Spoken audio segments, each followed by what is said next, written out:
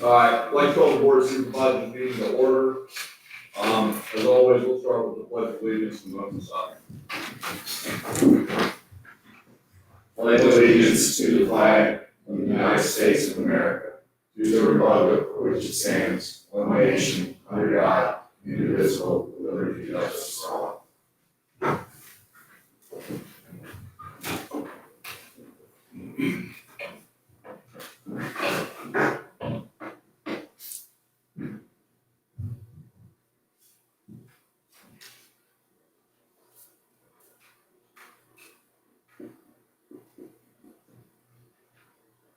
All right, thank you. Before we get started, I'd like to make the announcement one more time. Everybody that's on the GoToMeeting platform or on your phone or I don't know, every way that you're doing this, if you could, please mute your lines. On the GoToMeeting deal, it's got a mic thing. If you're on an iPhone front page, just mute your lines. It'll prevent a lot of back static, and then we all can hear everything. All right, we've got an agenda in front of us. Anything we need to add to this agenda? Yes, sir. You would, consent agenda part, up there, there's items B, C, D, and E. They had 3 supplemental appropriations and 1, approval of real estate tax refund. Further on, there's some references to the different resolutions that describes number, but, those would be agenda amendments, which is just 4 items at a time.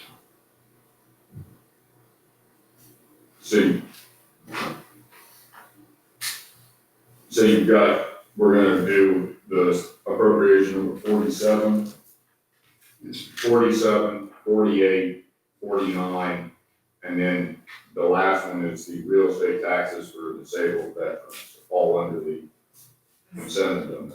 Anybody else have anything we need to add to this thing? Let's play with the board. Mr. Chairman, I move to approve the agenda as amended. Second. Motion's made and seconded. Further discussion? Hearing none. All in favor, signify by saying aye. Aye. Opposed, same sign. To the consent agenda. Everybody was here. Anything we need to pull out of it? I can't see what the adjustments were that were in that, I can't see what's up on this. That's not part of it. What? Yeah, that's not part of the consent agenda. Which ones? The FY20 budget adjustment. No, it would be supplementals that are in the consent agenda. Or appropriation number 47, which is financial advisor and bond counsel. Okay. Supplemental appropriation for the ECC and Sheriff's Department security system, which is number 48. Okay. Number 49 is public safety COVID-19 costs. Okay. And then the last one is refund of real estate taxes to disabled veterans. So that does not require a budget adjustment. There is no, so it doesn't require a supplemental appropriation because the effect of that is a reduction of revenue, not an additional expenditure. According to Brian Daniels shortly ago, and I think he's on here, he said anything that's over $2,500, the board has to approve. The board has to approve Yes, that refund. yes, It does not involve a budget yes, adjustment. yes, Okay, I'm just absolutely. clarifying. No, absolutely, There's no increase in expenditures associated with that adjustment. yes, ma'am. Does everybody have any questions, comments, thoughts, or want to pull anything out? It's a pleasure to do it. Mr. Chairman, I move that we approve the consent agenda as displayed here. Second. All right, motion made, seconded. Further discussion?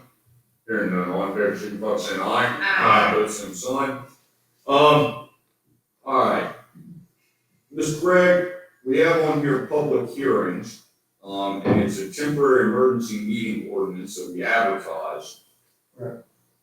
You want to talk at all briefly about what the governor did and why this is not really a necessity at this point? Well, it is not urgent, it's still not a bad idea.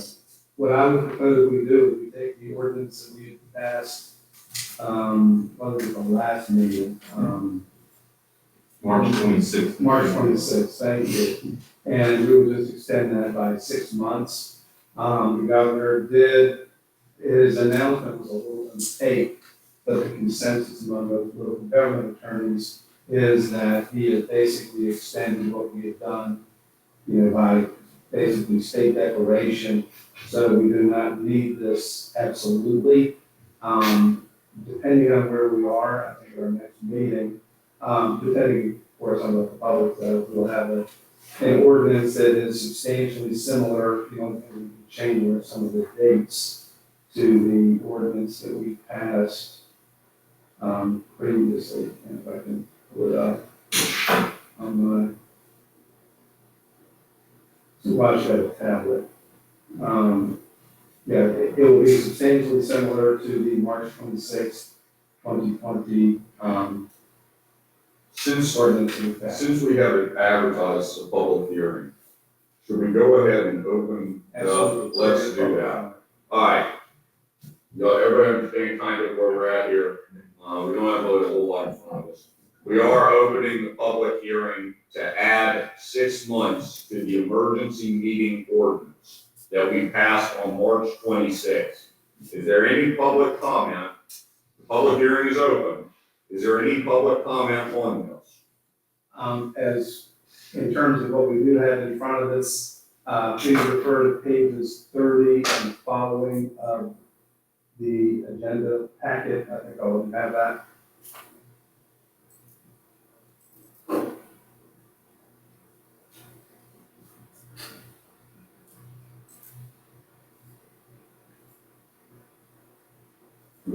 Everybody have page 30? Do we have any comments they want to say?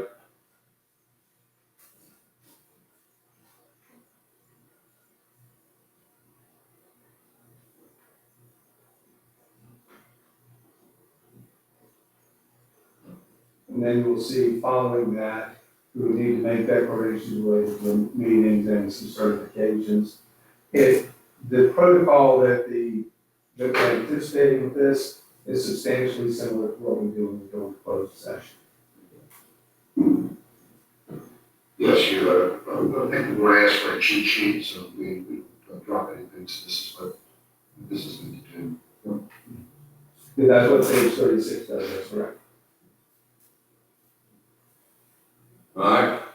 Carter, you got questions? Well, Mr. Gregg, so do we need to go through this tonight?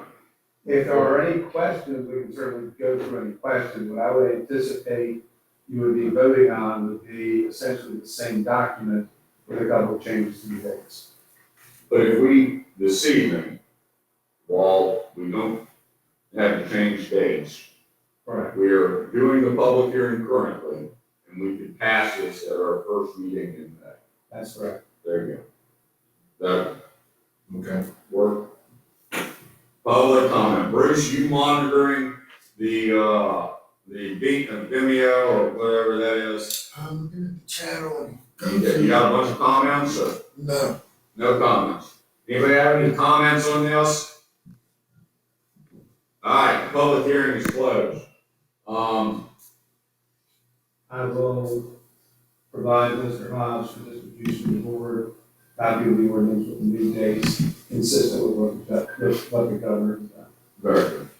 All right, now the generalized public comment. Generalized public comment. Good. Generalized public comment. Anybody have any public comment? We're gonna do this again at the end of the meeting. Any public comment? Got anything back there, Bruce? No, nothing on It's quite rude. We see you, Mary. We'll get people to speak up. All right. Moving on. We don't have any special appearances, constitutional officers. We see we've got a handful of constitutional officers. Do the constitutional officers want to say anything while they're on the go to meeting deal?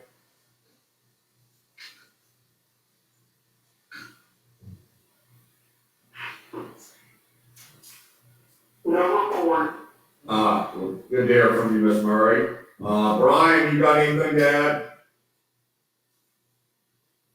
No report, Clay. Ms. Lau? anything? No, Thank you. All right. All right. Moving on, boards and committees.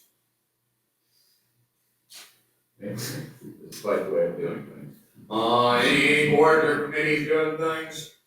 All right, we're moving past that too. Departments. Yeah. What? I have a handful of comments. Okay. On Speak in the mic, real loud, we wanna make sure everybody can hear. Friday,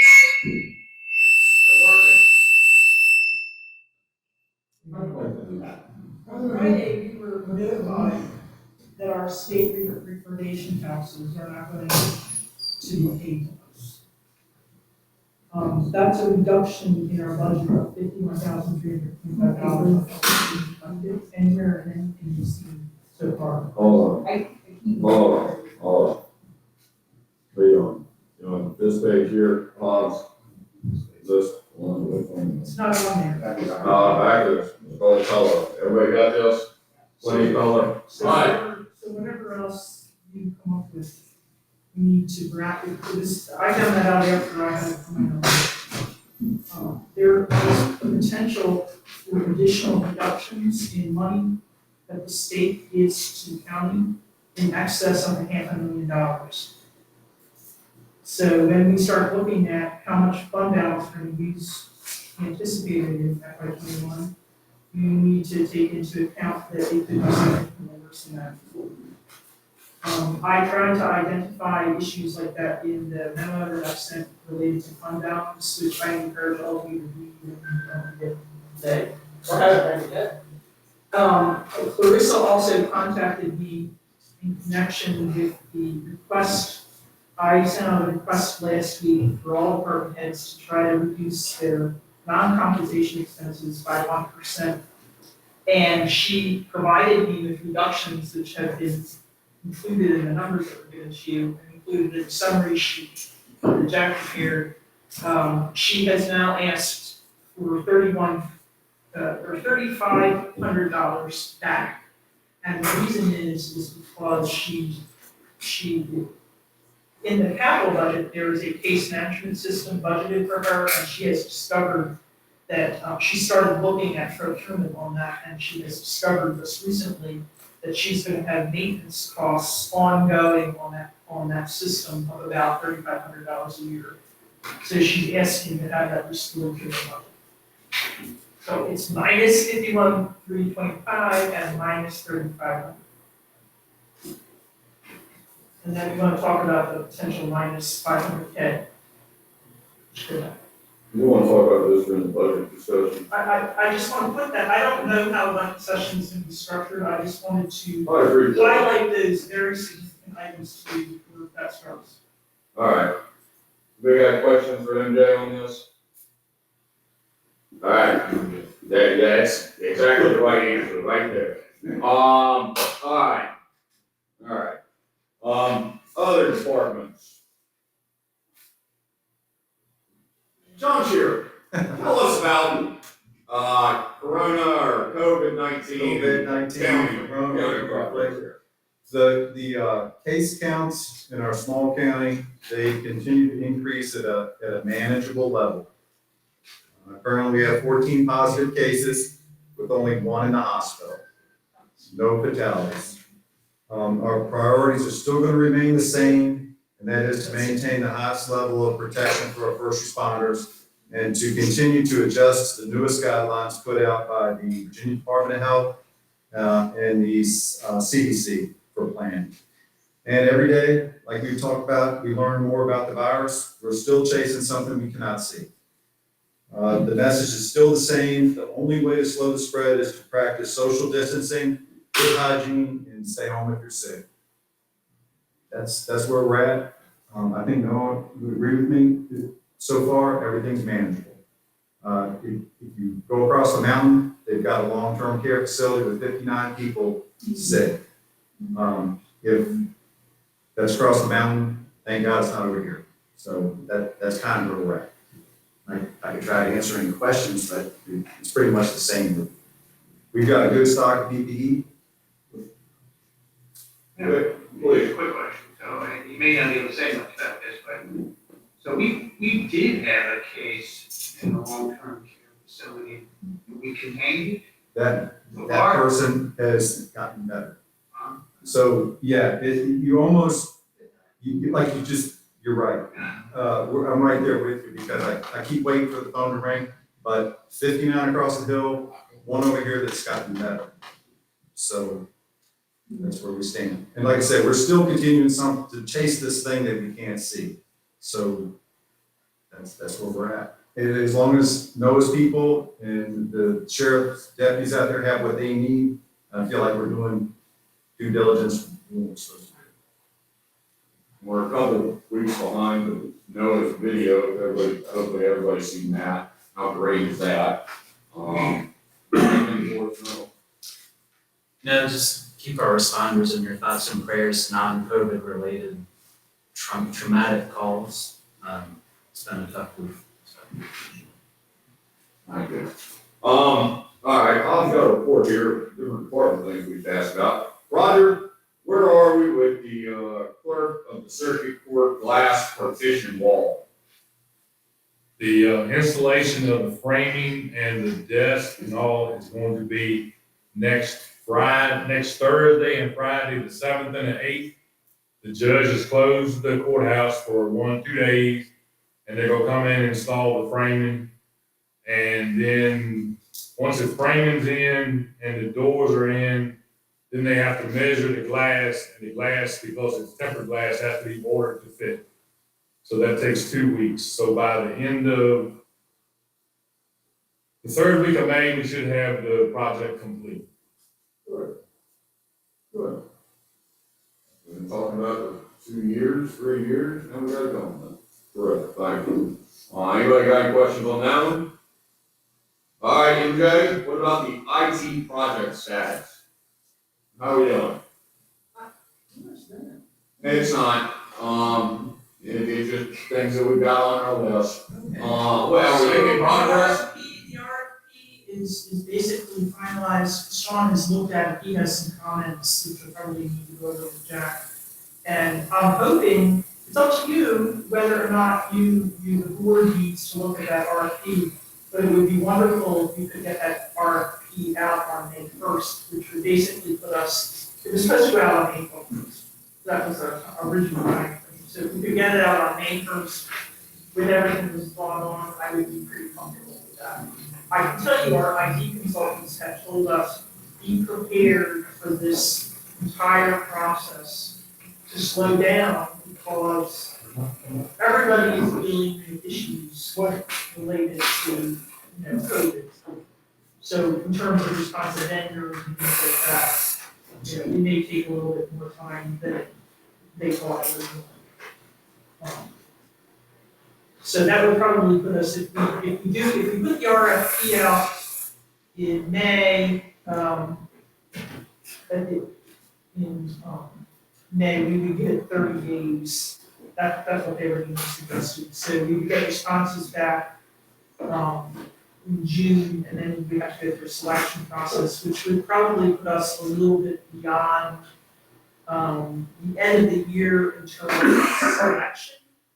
But it would still give us the better part of the year in terms of, once we select the software, then we can move forward with implementation. All right. Okay, any questions on that from MJ?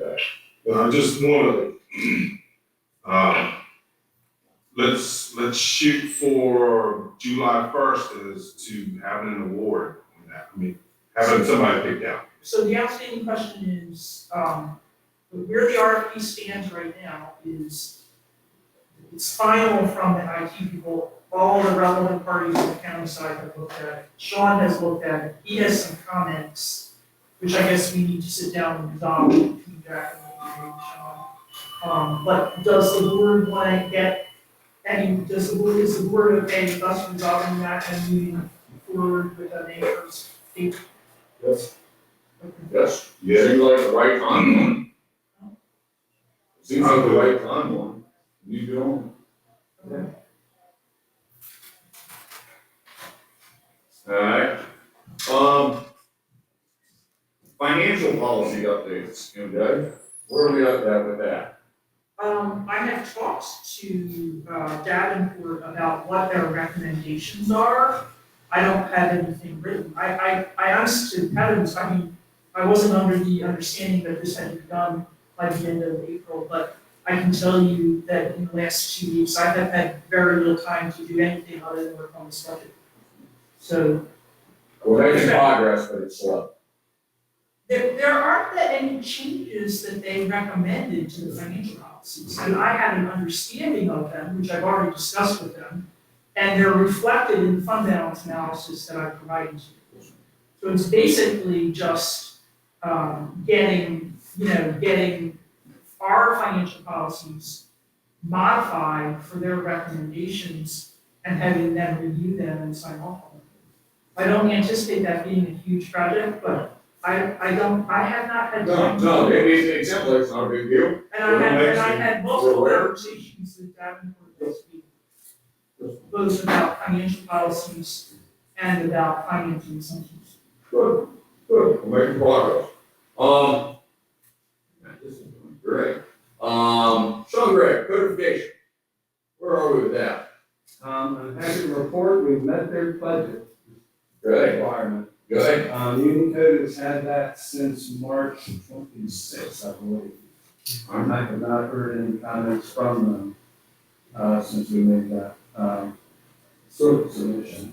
I did find the first file on this was in 2012. Oh, yeah. We've been doing this for a while.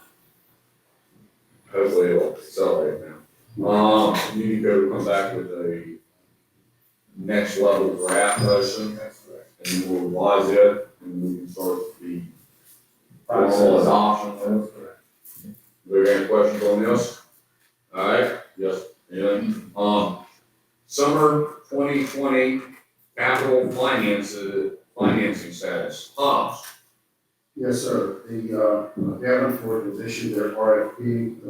It's in your material, I believe, you can look at it. If you have any questions or big problems, you can certainly issue an amendment to that, but that's been going over all the banks and this. There is a question about collateralizing this financing and the operating periods that the county and the school will put up the primary school to get into this, which I understand is standard practice. Apparently that was what was done, in Westwood and high school project financing several years ago. So that's what's going on there. If you have any issues and questions with that. We are going to go back to our budget estimates and do all those down because we need to have that and it might bring those back to the board at the next meeting so you can see those. Having very good handle on exactly what the county would be borrowing is critical if we're talking about financial analysis. So it's one thing for borrowing $16 million, it's another thing for borrowing $14 million. So just need to bring that one more time. So that's what that is. All of this is supposed to come to a head with bids due on, I believe it's the 19th, for the money side. And then the Davenport people will be in here on May 26th. You'll remember to walk through the recommendations on these programs. Later that time, you'll be ready to talk about financial. Because that's an fact. Questions on this? All right, yep, approve it. Criminal's property disposal, not a whole lot. Ms. Webb is in contact currently with Mr. April, trying to get the contract solidified. There'll be more on that probably. He's still in the Yeah. Slow down, good. Questions on that? Public safety radio project. Brian, can you hear us on there? You want to give us an update on that in the stakeholder meeting last week? Yes, sir, can you hear me? Yeah. Okay. Yeah, we had a meeting last week. Talked with the fire chief, EMS chief, emergency management director, Robert Pete was in the room, and several others, everyone has a stake in this project. We have a emergency site we're looking at, but it leaves less than desirable coverage inside of structures in some of the most northern in the county. We're continuing to try to find a suitable site in the north end. Something north of Durant Road is what we're looking at along the 31 North corridor. That search is ongoing. Best case scenario, to find the landowner willing to work with us and easily accessible to an extent. It's never really a perfect scenario there. So we're looking for a site that can give us better coverage from the north end as far as the project goes. Do we have any questions on that? Thanks, Brian. There's anything on that? Well, just to be clear, everything is going fairly well, except we do need a tower site in Madison. That's the stopping point for that now. And the board's not able to do a whole lot more until we get that sorted. So we're still scratching our heads about finding a site. If anybody has any suggestions, please get those to the board so we can get those evaluated appropriately. And just to back Jack up on that, we're nearing a phase of this project called detailed design. We have got the other three sites pretty well nailed down. There's some connectivity issues that we're working through, but all the problems are kind of secondary to nailing down this final tower site. And we've had some suggestions, and what we predicated on was a mountain range, the Lane Mountain run between 231 North and Woodville Road. I pretty much exhausted the opportunities there, speaking with landowners and so on and so forth. So we're looking at a secondary location that we can make something work with. The project we got Green County is finalizing a few things of their own, but all in all, we're in a pretty good spot right now. We need to finalize that last house. You know anybody up? No, exactly. If you know anybody up that way, keep in mind, they're looking for a site from basically Delaney all the way to Evan. So if you know any, I'm looking right at you, buddy. Yeah, If you know anybody in that area. I was gonna say, Brian, why don't you, spend the morning at the Etland, store, the little country store, be there about 7:15, 7:30. There'll be a lot of people in there with some opinions. But less than 9. Oh, less than that. More or less than 9. But it's a wealth of knowledge. All right. You give me a call, I'll meet you down there. This now has the opportunity, now have an opportunity to give some real benefit to things like cell phone coverage in that area. The county cannot guarantee that cell phone vendor will be willing to run that out, but we would certainly like to have one put on that. So is there some financial benefit to the landowner having a tower put on their property?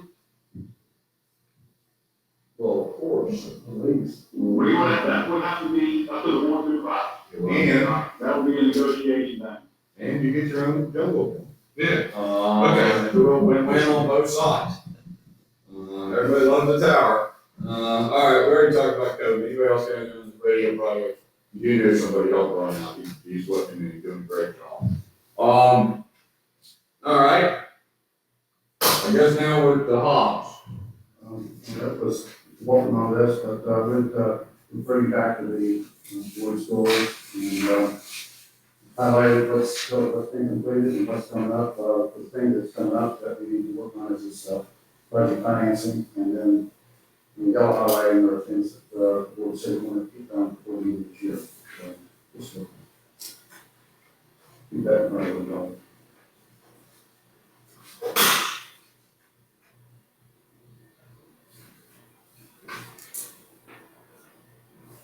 All right, everybody reading this thing? We're on track with some stuff. Pretty good for local government. All right, moving on. questions to Hobbs on this list? Alright, Livingston and, I like your last name. Livingston and Barry are gonna talk to us about the courthouse, and War Memorial Building security systems. Who wants to start? We've met with, 3 vendors, just the third one today, so we hope by next week we'll have, or maybe by the end of this week, first of the week, we'll have the third quote. And then we can bring it back to you all to let you know what we have. Definitely by the next meeting. We've got some pretty good ideas of stuff to do, and we're just trying to get it nailed down in which direction we want to go. What's the timeline on that, Rod? Roughly. The timeline to get it done, Yeah, when do you think you'd be able I would think we could have it done by the end of June. I mean, if that's what you want it, when you want it done. to, I don't plan on going into either, I don't believe it. And June's when it's done, that's what it is, everybody think that's. I mean, you want it done this budget, right? Yeah, oh, absolutely. Yeah. Absolutely. Maybe sooner than that. I mean, we could, we just gotta get the figures and, I mean, we just need to get the figures and do a PO and we pretty much go with it. Questions on that? Nothing other than Roger, when you come back, you say probably by the next meeting, you have the quotes and a recommendation. We'll get that sent out to you before the meeting. We want a recommendation. You get one. You want to share your opinion with everybody?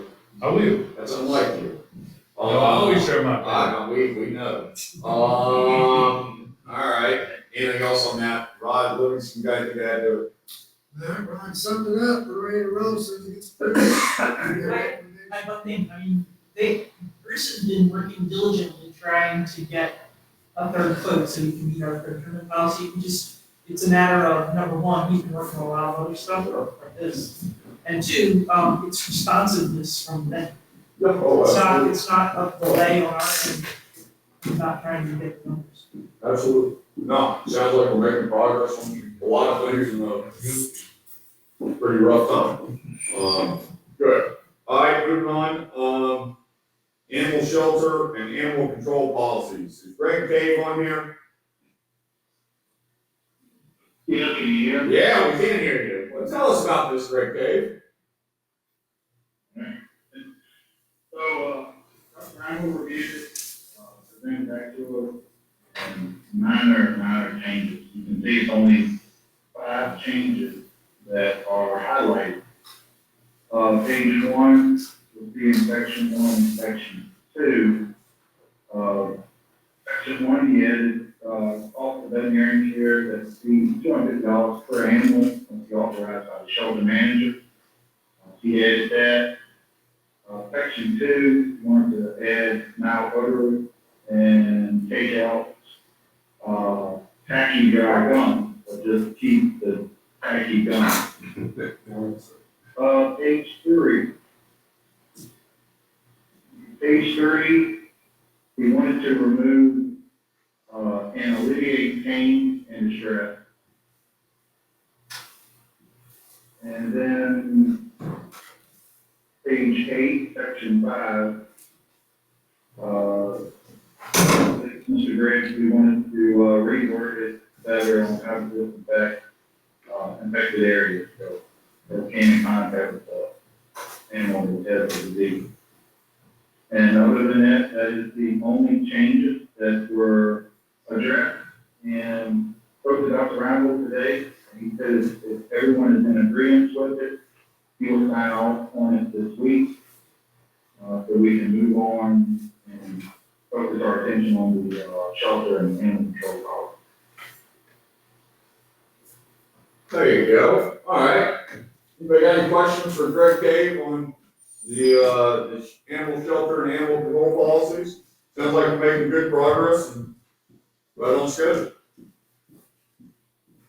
Greg, thank you. How many animals you got out there right now? 0.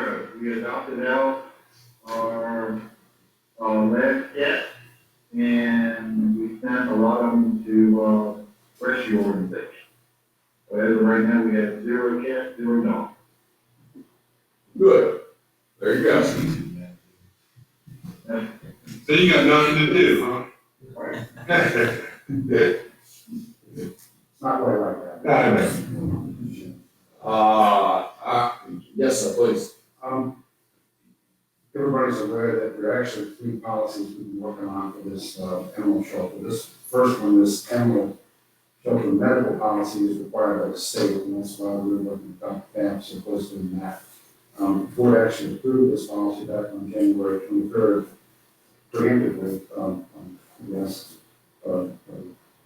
So now we're playing catch up with the medical profession on that. So the idea is once he checks all, we'll bring all back to the board for that, just to make sure everybody's good on that. After that, we'll switch gears to what we call the animal control policy. That's our ordinances and what you would be doing from a more legal standpoint, from the county code perspective. And then the big issue is the animal shelter operating policy, and that's the one that's going to take some time. But suppose my strategy is to work on these one at a time and try to get one completely done before we actually switch to the other person. It is kind of tough, taking all at once. Just knock them out. Oh, absolutely. Absolutely. Anybody got any questions, Mr. Hobbs, on this? I'm actually making some big progress. All right. Noah, tell us about the safety random drug testing policy. Thank you. Okay, here we go. Sean Gray, Brian Warden, John Sheeran, we've all looked at it. Sent another draft final to our administrator. Changed a couple of things of the 8 hours before any alcohol. It initially said immediately before work, so 8 hours sounded more reasonable. But overall, I think it's a good working draft, and I think, Jack, if I'm correct, we're still working through this a little bit for final polishing, but random for public safety employees was added as well. Have it answer any questions? Yes, and we defined what public safety employee means, so I think that means EMS folks and public safety folks, I'm not sure. And that's all the random drug testing policy applies to. We need to do a little more legwork when it comes to what this might cost, and that's can be driven by how many employees are randomly selected for testing over what given time period, what that costs. We've not gotten into that. So once we sort of put those sorts of things out, this should be ready to adopt. If you read the draft that's in the package, there are several paragraphs that would be added to the county's new personnel policy on this drug testing business. You might be aware that we have by county policy pre-employment drug screening. We have what's known as reasonable suspicion drug screening. So if somebody comes in and they're somebody, they have sort of speech or whatever, we engage them immediately for the doctor's office. So this random drug screening of any class of county employees is something we'll have. Questions, thoughts? Well, Jack, you said for any class of Madison County employee, we're just talking about the emergency medical services staff, right? Right, we do not do any random drug screening now for my knowledge, any county. And that's not the plan. But we would do that for EMS. EMS, Safety okay. of the same proposal. That's right, yeah. You said not for other counties. No, but pertaining specifically only to public safety. Public. And we don't have anything when it pertains to, the sheriff, it's his domain. I'm not trying to impress anything on him, but it would be okay, EMS, John Shear's people, and send dispatch those in there too. Correct. Yes, Should we do But yeah, so dispatch, emergency management. that? Very good. questions on it? All right, That's correct. yeah, go ahead. I'm waiting on this, I think it's good policy. As I'm waiting on this, I think it's good policy, something we need to do. Brian Gordon he strongly endorses. We're glad to see everybody's working together. All right. Correct. All right, anything else on that one? Noah, tell us about the EMS ambulance purchase. So this, or I guess the past 2 weeks, Jack asked me to work up a total all-in cost of the ambulance procurement, which will be done through HGAC, which Brian went through, I think, for his first response vehicle. And it's $325,131.68, and that's on the road, all supplies, extended warranties, everything. There's a couple of different procurement, or I should say purchasing, there's a lease to own option, et cetera. I'm happy to answer questions. The lease to own on this was like $53K per year, wasn't it? $47,877. We're moving in the right direction. It would surely seem like it would be, a lease to own would be a more attractive option than paying cash out of pocket, especially in a tight fiscal year. And according to Mr. Hobbs, we've got some cooperative procurement out in the Galveston area.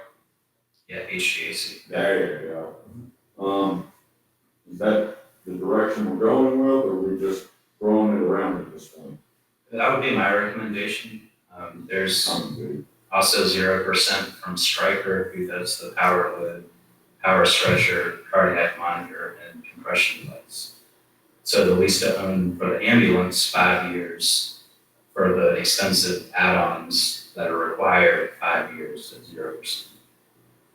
It's roughly $10,857 for the supplies, such as all the miscellaneous things that the state requires for your ambulance. Ms. Hobbs?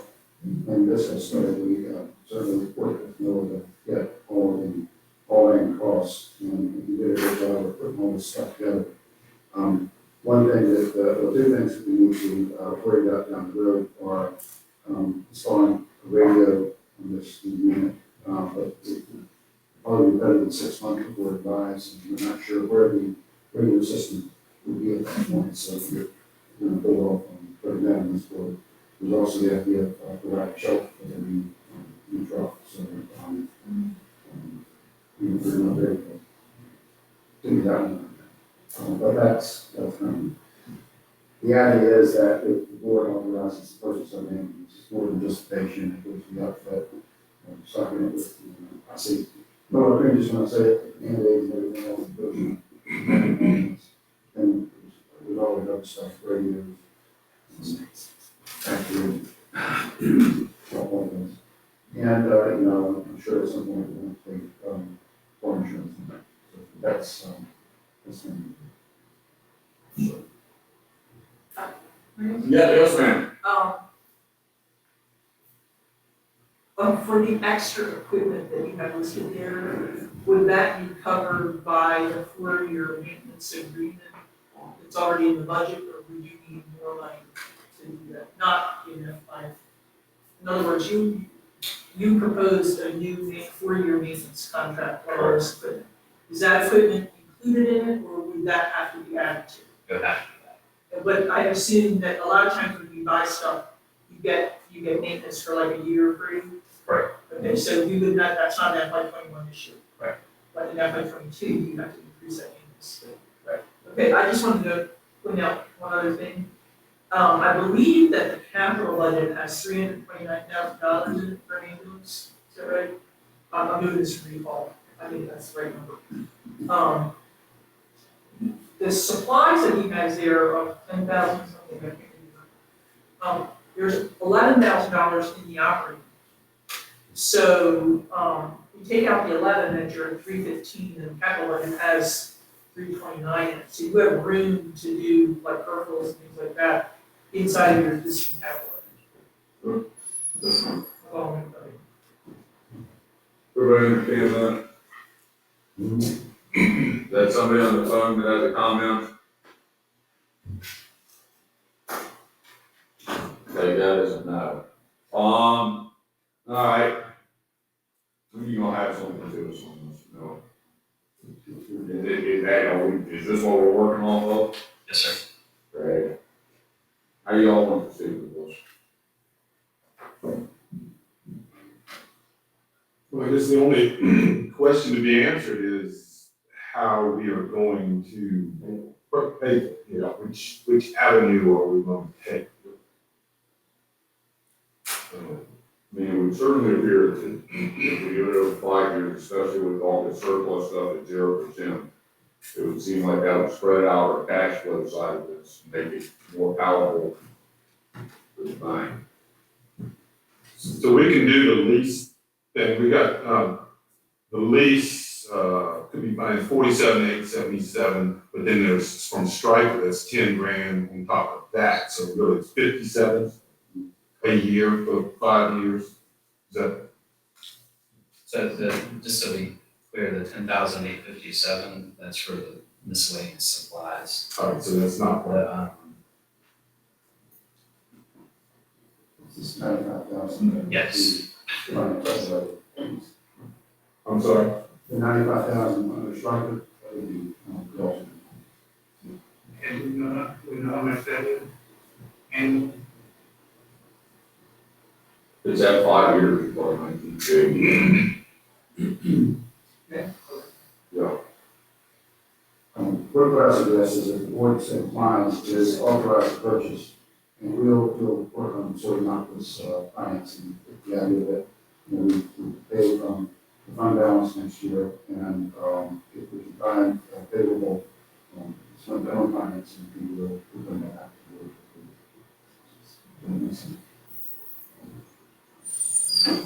So we give authorization to purchase, to acquire the ambulance with the method to be worked out. You're doing an administrative approval for our, right, and not condolences, but our, yes, that we're gonna go along with it and let them work out the details on it. But we do, I think the way to do it is that we need to have in there that we wanna finance this over the 5 years to take care of it like that.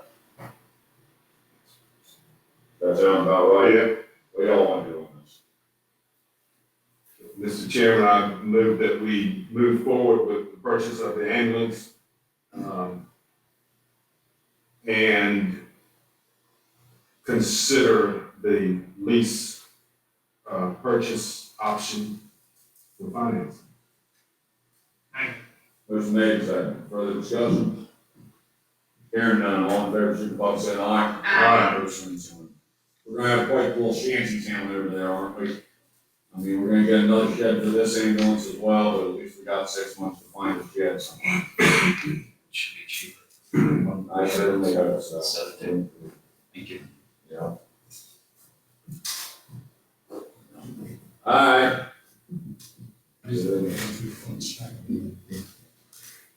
Moving on, any other old business in this here?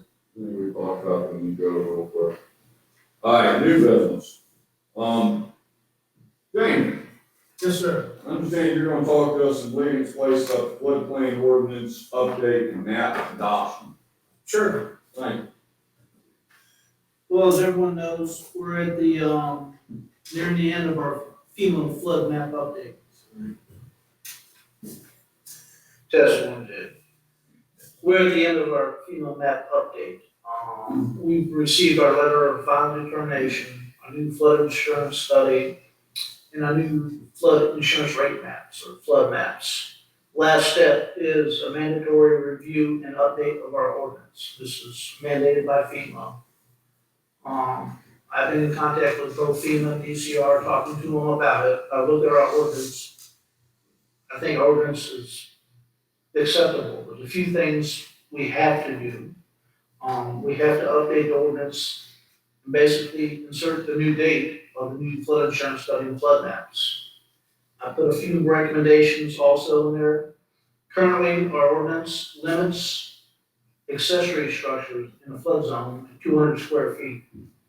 This exceeds the federal regulations. I recommend we use their exact definition out of their code of federal regulations. Another recommendation is any and all development in a flood zone has to be permitted. There's no exception. Right now, our ordinance says you will get a zoning permit, which is fine, which also, there's a fee associated with that. Previously, what I did, we created something called a flood zone development permit for items that would normally never be permitted under zoning or the building department, but it has to be permitted under the, flood ordinance. So if we have this flood zone development permit, we don't have to charge a fee, we don't want to. We just do the review that FEMA wants, we keep them happy. We've used this before when I was in my other jurisdiction. Both FEMA and the state were extremely happy with it. So I thought that was something we should consider. There's a few grammatical changes I noted, and then the last thing I noted was, currently our ordinance doesn't define market value. That term becomes extremely important with substantial damage or substantial improvement.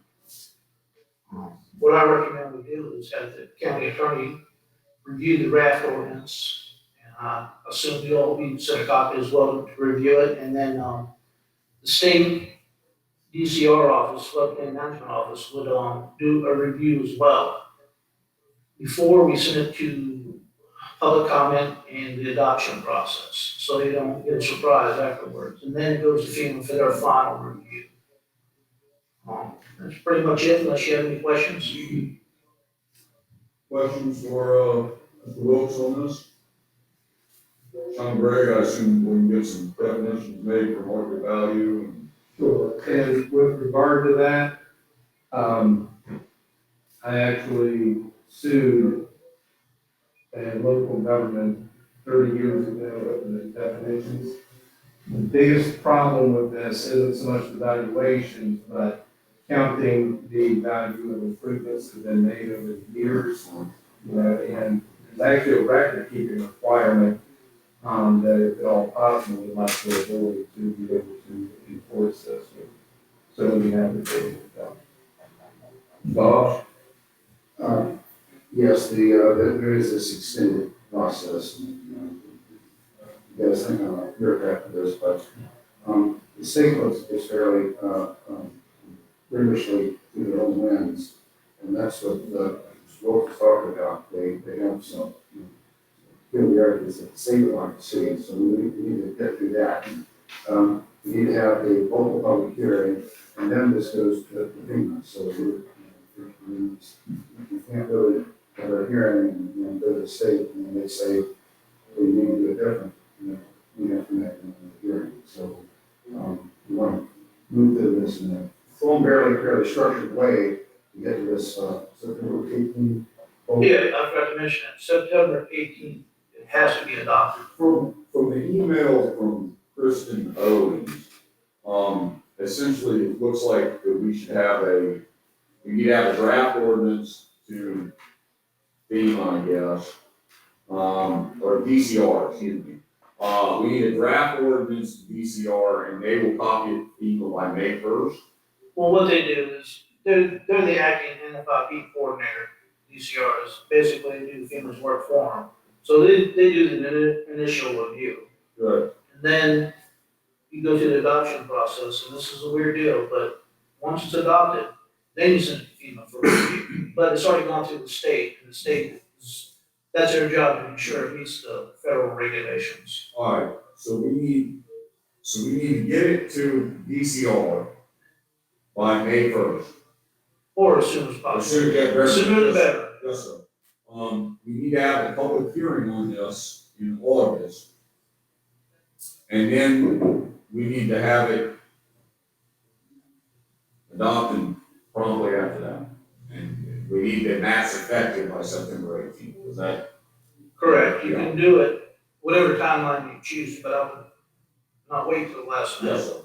When do we want to try to get this public hearing? we're talking July or August, this annually, it's a lot on setting out. Certainly, schools, really better know what our board meeting schedule is. This, the map and the ordinance are technically part of the zoning ordinance package, so this would require planning commission involvement. So I imagine we do this at a joint session. We do need to set a timeline on this though, or something we can shoot at, so that this doesn't get bogged down by, of course, us. And everybody works together to get this thing done very quickly. I think we should try to shoot for a public hearing at the second meeting in July, which is very realistic. It doesn't look like we're gonna have a whole lot of joint meetings with planning commission anytime soon. Hopefully we can, but it doesn't look that way. Let's get it to them and then we can set that timeline so that everybody's on the same page. Does that sound reasonable? Yeah, I got it. Please, Question. yeah. Well, I'm all for public hearings and I think they're really important, but Jamie, as I read through this stuff, I guess the window of time has closed when property owners had an opportunity at some point in time to come in and say, I don't believe my property should be in a floodplain. Yes, they had a time period where That window of time is closed, and you only had one property owner in Madison that went through that process, it looks like. But anyhow, be that as it may. For a public hearing, what can the public offer? What can they comment on that's not, I mean, everything I've read in there, like FEMA directs this, and, you know, this is already set, and all that stuff. Not much. Not much, that's what I thought, I mean, Not a lot. but I still want the public to come and comment, but We have to I'm meet, missing something. yeah, we have to meet certain minimums. Some jurisdictions go far and above that. Oh. You credit, you I discount. got you. They have big flood zones, big areas. We don't have a whole lot. And I think, well, the public hearing part is because you're amending your ordinance. So that's written in state code, I believe. I got one more, 2 pages down. Accessory structures and ag structures. We are not recommending that anyone adopt wet flood-proofing language. So we have a lot of ag structures. What does that paragraph, what is that talking about? I talked to Kristen about this. I know Kristen and FEMA people well. There's some disagreement or not consensus between different FEMA regions. We're in Region 3, and DCR policy on accessory structure and agricultural structures. A lot of this stuff's not even defined in the Code of Federal Regulations, but certain regions are kind of writing their own policy on it and want to do more restrictive things in these zones for these types of structures. I don't agree with them at all. So, look out for I'm a it. big flood guy, I'm a big do flood prevention, but there are groups or parts of the region that they set a policy out there, but it hadn't even been, it's not even in the Code of Federal Regulations. This all comes from 44 CFR 60.3.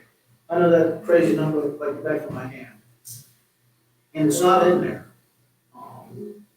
What they're trying to lead to is maybe all agricultural structures in a flood zone would have to be flood proof. That's what I'm Don't want to go there if at all You gotta possible. look out for it. That means an engineer designs it first. Great. Then, when it's built, A pole they come barn. back and do the flood proofing certificate. That just means more money, more money. You know, it gets extremely expensive. You know, justify that to farmers and other people using accessory structures, it can be a hard thing to do. And until they come down and put it, mandate it, I say we stay away from it. County attorney needs to look at it too. But it's Okay. very restrictive. That's what I was after. Alright, so let's make this real clear. Your general idea here is to, as few limitations as possible, within reason, inflict them on these two types of structures that Courtney has identified. That's what I. There you go. We'll make sure that's very clear. And John Gregg's gonna come up with, is gonna read through this and make sure that we're legal. Correct. There you go. We're not looking to impose anything that we're not required to by people. And that's current. Any other questions on this? Bob, you got any questions on this, or comments? No, sir, heard you when you said timelines. You're right, you have it down. I mean, it just can't sit at all these different levels and, we've got to have it. All right, moving on. Discuss that. Tell us about the benefits consultant and health insurance procurement that goes with supplemental number 50 as well. Okay, so I'll just recap what's happened in the last year, since some people may not know. Our insurance renewal runs from 10/1 to 9/30.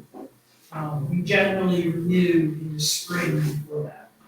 Last year, our local choice, which we've been with for several years, the premium increase was 30%. After consideration, we decided to renew with them, and we retained a benefits consultant who works for he had a separate contract with the school board, but he also provided us advice. The contract that was signed last year was for $14,000. It was for 1 year. It ran from April 1st until March 31st, 2020. So basically for the last year, he's been doing work for us. He has not been under contract for us. Last year he proposed a $14,000 contract for 1 year, or if it was renewed for multiple years, the renewal would have been for $8,700 this year. We opted not to do that last year, so now if we want to go on a 1 year renewal with him, his 1 year renewal is $10,000. I believe that he is enough, that he provides enough advantages to the county that it's worthwhile renewing his contract. Some of the things that he can help us with, first of all, the idea that we will need to have continuing evaluation of the local choice plan, that's number one. But he's a benefits consultant that also addresses a lot of other issues. One of them is there are a lot of benefits issues related to the CARES Act that was just recently passed. Some of them will include plan revisions to our HSA and FSA policies. So one thing we can do. We've also talked to him about potentially coming up with a group, at no cost to the employer, a group policy for disability rather than all of the individual self-funded AFLAC policies. It's much cheaper, and most employees, when given the choice between an AFLAC plan and an employee-funded group disability policy, will choose the group disability policy. So it's up to you. I feel like he's a benefit to the county and to have one call for another year, but it's you whether you want to do or not. I will also tell you that the results of, we did place an RFP for new health insurance, and we got responses back from Cigna, Anthem, United, and Local Choice. Based on the ranking system that was in the RFP, was by far the favorite, and that has to do with its overall strength in a lot of different areas, but also most specifically, it was the cheapest policy. So, unfortunately, what we've been told is that once you go out to market for an RFP and you renew, whoever you renew with, generally none of the other vendors want to deal with you for at least 4 years.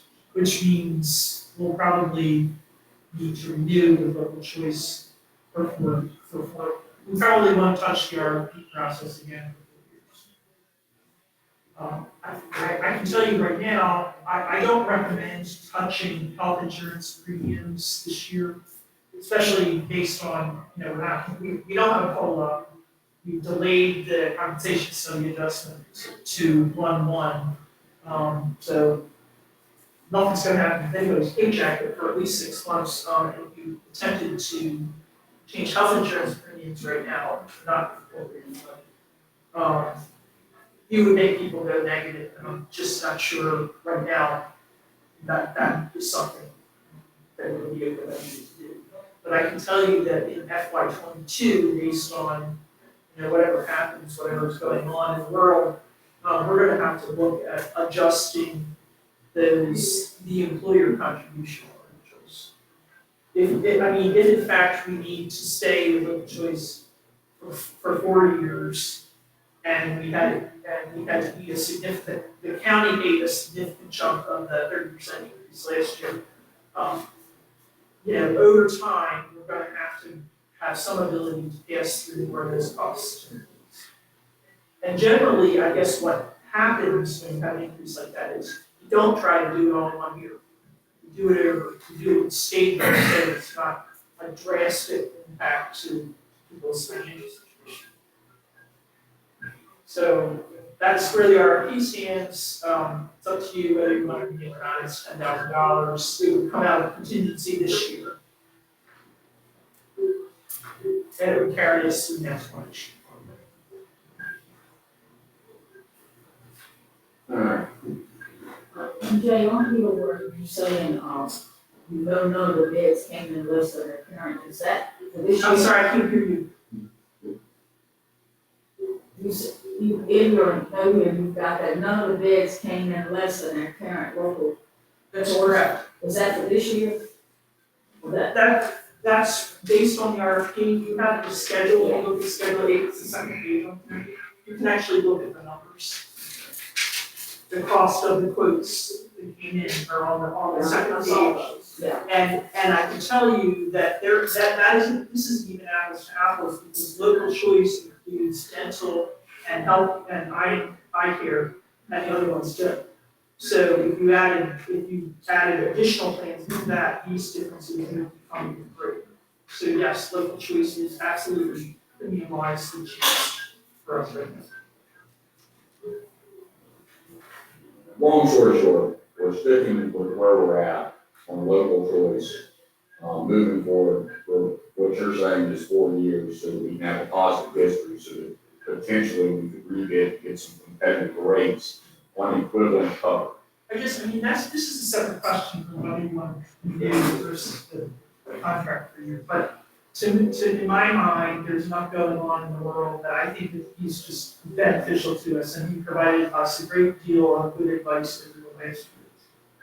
But I can tell you, there are a lot, that CARES Act impacts almost every benefit plan we have. It impacts 437 plans, it impacts FSA and HSA plans, it can impact health insurance.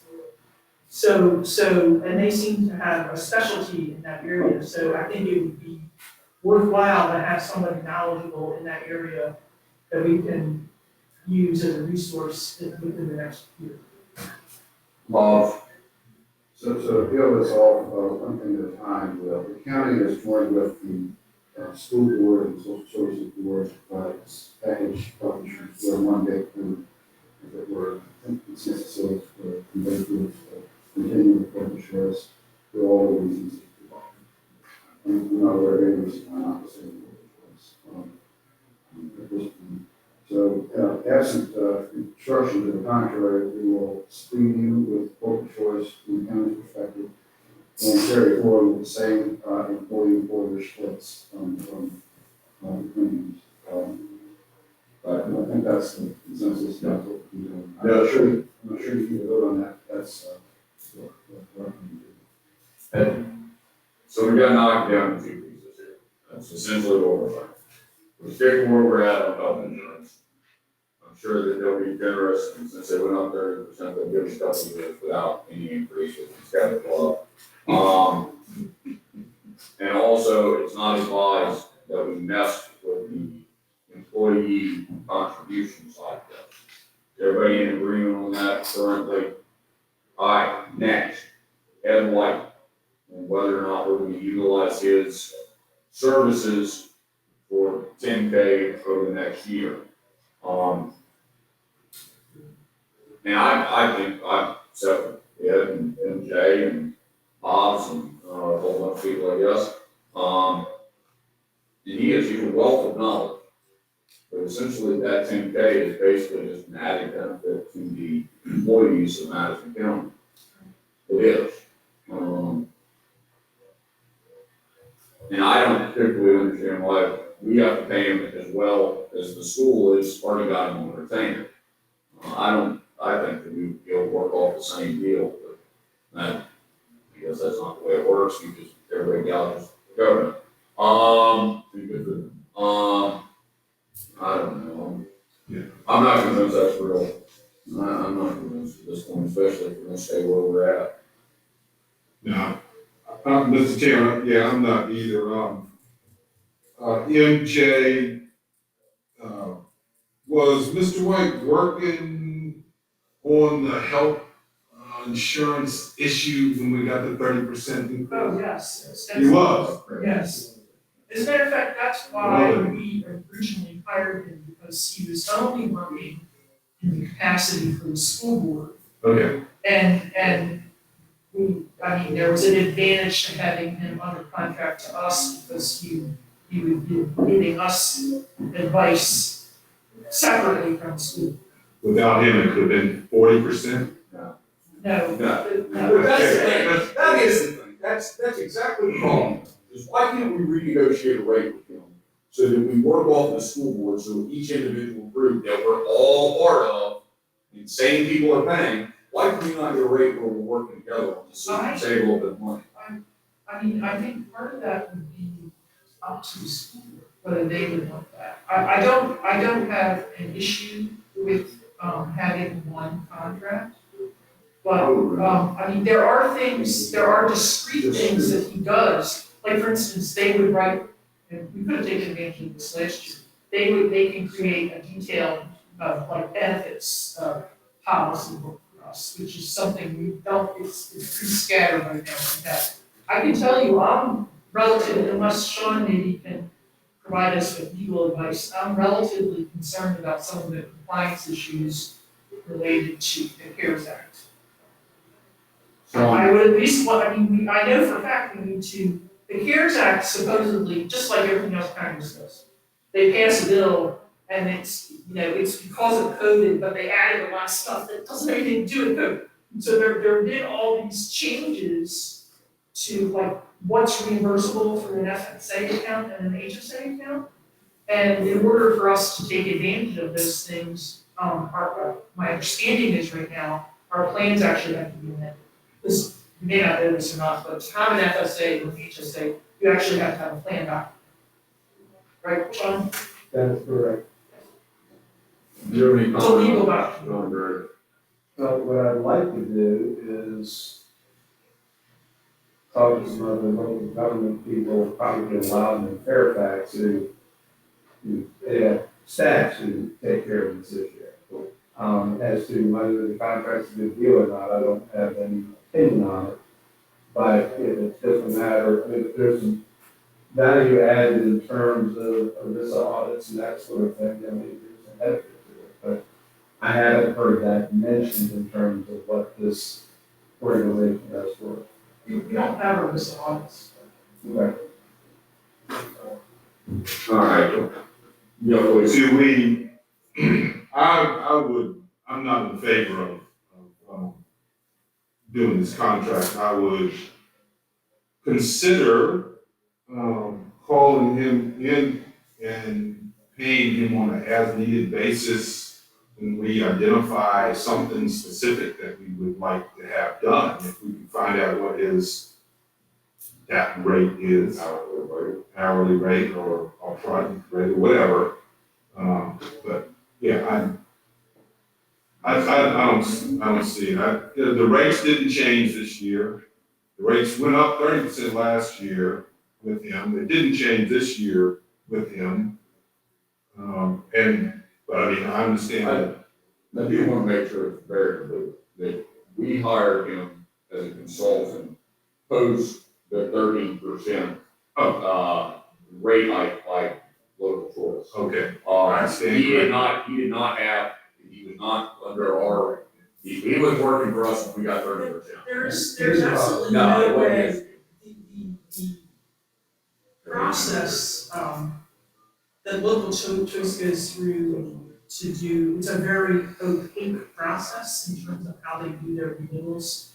There is absolutely no ability of any outside party to influence that renewal rate. Zero. So you can't hire a consultant and get that number low.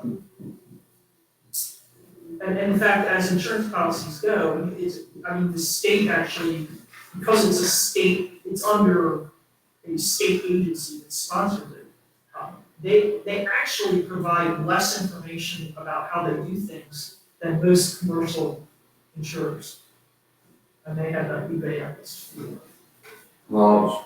Mr. Stoll is right, the, state local choice program, understand like someone who can operate inside a wall and you can't seem to do that. What happened last year or the year before, maybe, was they had an administration change there, and so, that put things in this way. Last spring, if you remember, there was an alternative provider that came forward, it was a different concept. And so, part of the reason for bringing this right on was to help us work through that, but we, one thing led to the other, we did not go down that path, and that's why we started this, good for the UL this year. On the plus side, he did carry the ball for the RFP process, which is not a simple thing. He's in that business, it's a lot easier for him than it is for the rest of us. On the negative side is, he would have done that for the school board anyway, involved in that, and their needs. But they historically have done the procurement for the health insurance. So it was important to get, the number of members in the pool up, and do whatever we can do overall for the county and schools, social services, and this. No, I think one other thing, I think one of his issues is, first of all, I don't think he's in the business of providing on-call services. That's not their business model. Their business model isn't even annual contracts. Their business model is multiple year contracts, which I'm assuming that's what the school board is doing. It's possible we could talk to him about modifying that to include us for some additional cost. But that would require the school board's consent to do that. Yeah, they ask us for stuff all the time. If I'm just on principle, I don't like the idea of having two separate contracts where we're working against each other, but it seems like we're all together in the first place. And I do see some kind of economy of scale by working all together. It seems like we should really get some kind of negotiated rate, we should ask the school board if they're willing to work with us essentially. Mr. Chairman, I move that we not renew this contract. Second. Motion made and seconded. Further discussion? Do you want to go down the path of talking with the school board or not? Yeah, that'd be fine. I think it's a two-part process. We need to talk to the school board and see if the school board is willing to enter into that type of agreement with us. And then we have to talk to Ed and see whether he's willing to enter into that kind of multi-project agreement. I don't know what the answer is on either one. Agreed. Yeah, all right. Motion made, seconded. Further discussion? Hearing none, all in favor, signify by saying aye. Aye. Opposed, same sign. All right, hazard duty pay.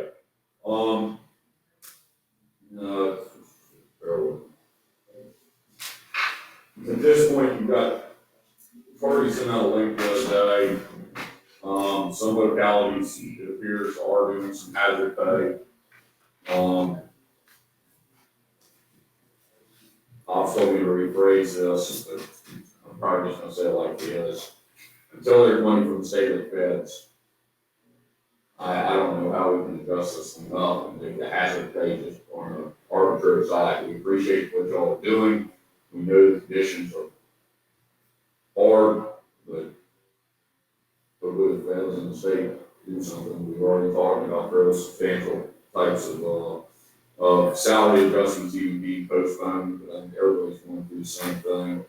I'm not just saying zero all the way out on it. You hear anything different, no, from the state or the feds, are they talking, I mean, I know they're talking about it, but they're not really doing anything about it. Yeah, but my understanding, and Jack, correct me if I'm wrong, is we have to have a policy in place to be eligible for it. And that's where my question mark is. That's what I understood. To be eligible under the current rules, the county needed to have a policy in place before the emergency was declared. And so you can't, get into it and say, well, we're not there, we're not saying pay for it. We did have a policy, you know, with that. So maybe the rule would be that we work on a policy for the next, handling situation. But it doesn't look like the current financial streams put on in place. Now, Congress is looking at different packages. There's 4.0 and 4.2, all this that might come into play, but those have not been. The hazard, you're referring to the hazardous pay for the essential workers. I know they're trying to figure out how much money to set aside, but we still would not qualify for any. What we're saying is we're not aware of any existing. That has been passed, so we don't. Put there, yes, something like that. Could we start working on a policy that would not tie our hands to make us, that's terrible what it says, would it be something that we work on a policy that wouldn't tie our hands so that we have to pay hazard duty, but if something was to come from the state or feds, that we would be eligible for it? And I can't imagine that we're the only locality that doesn't have this in place that's going to be going down this path, you know? I mean, this orange, and who the heck knows, what we could do. Anybody know? Everybody else got this in place? Charlesville got this in place now? Charlottesville is interesting, they do, but the city manager, to my understanding, has put it on hold.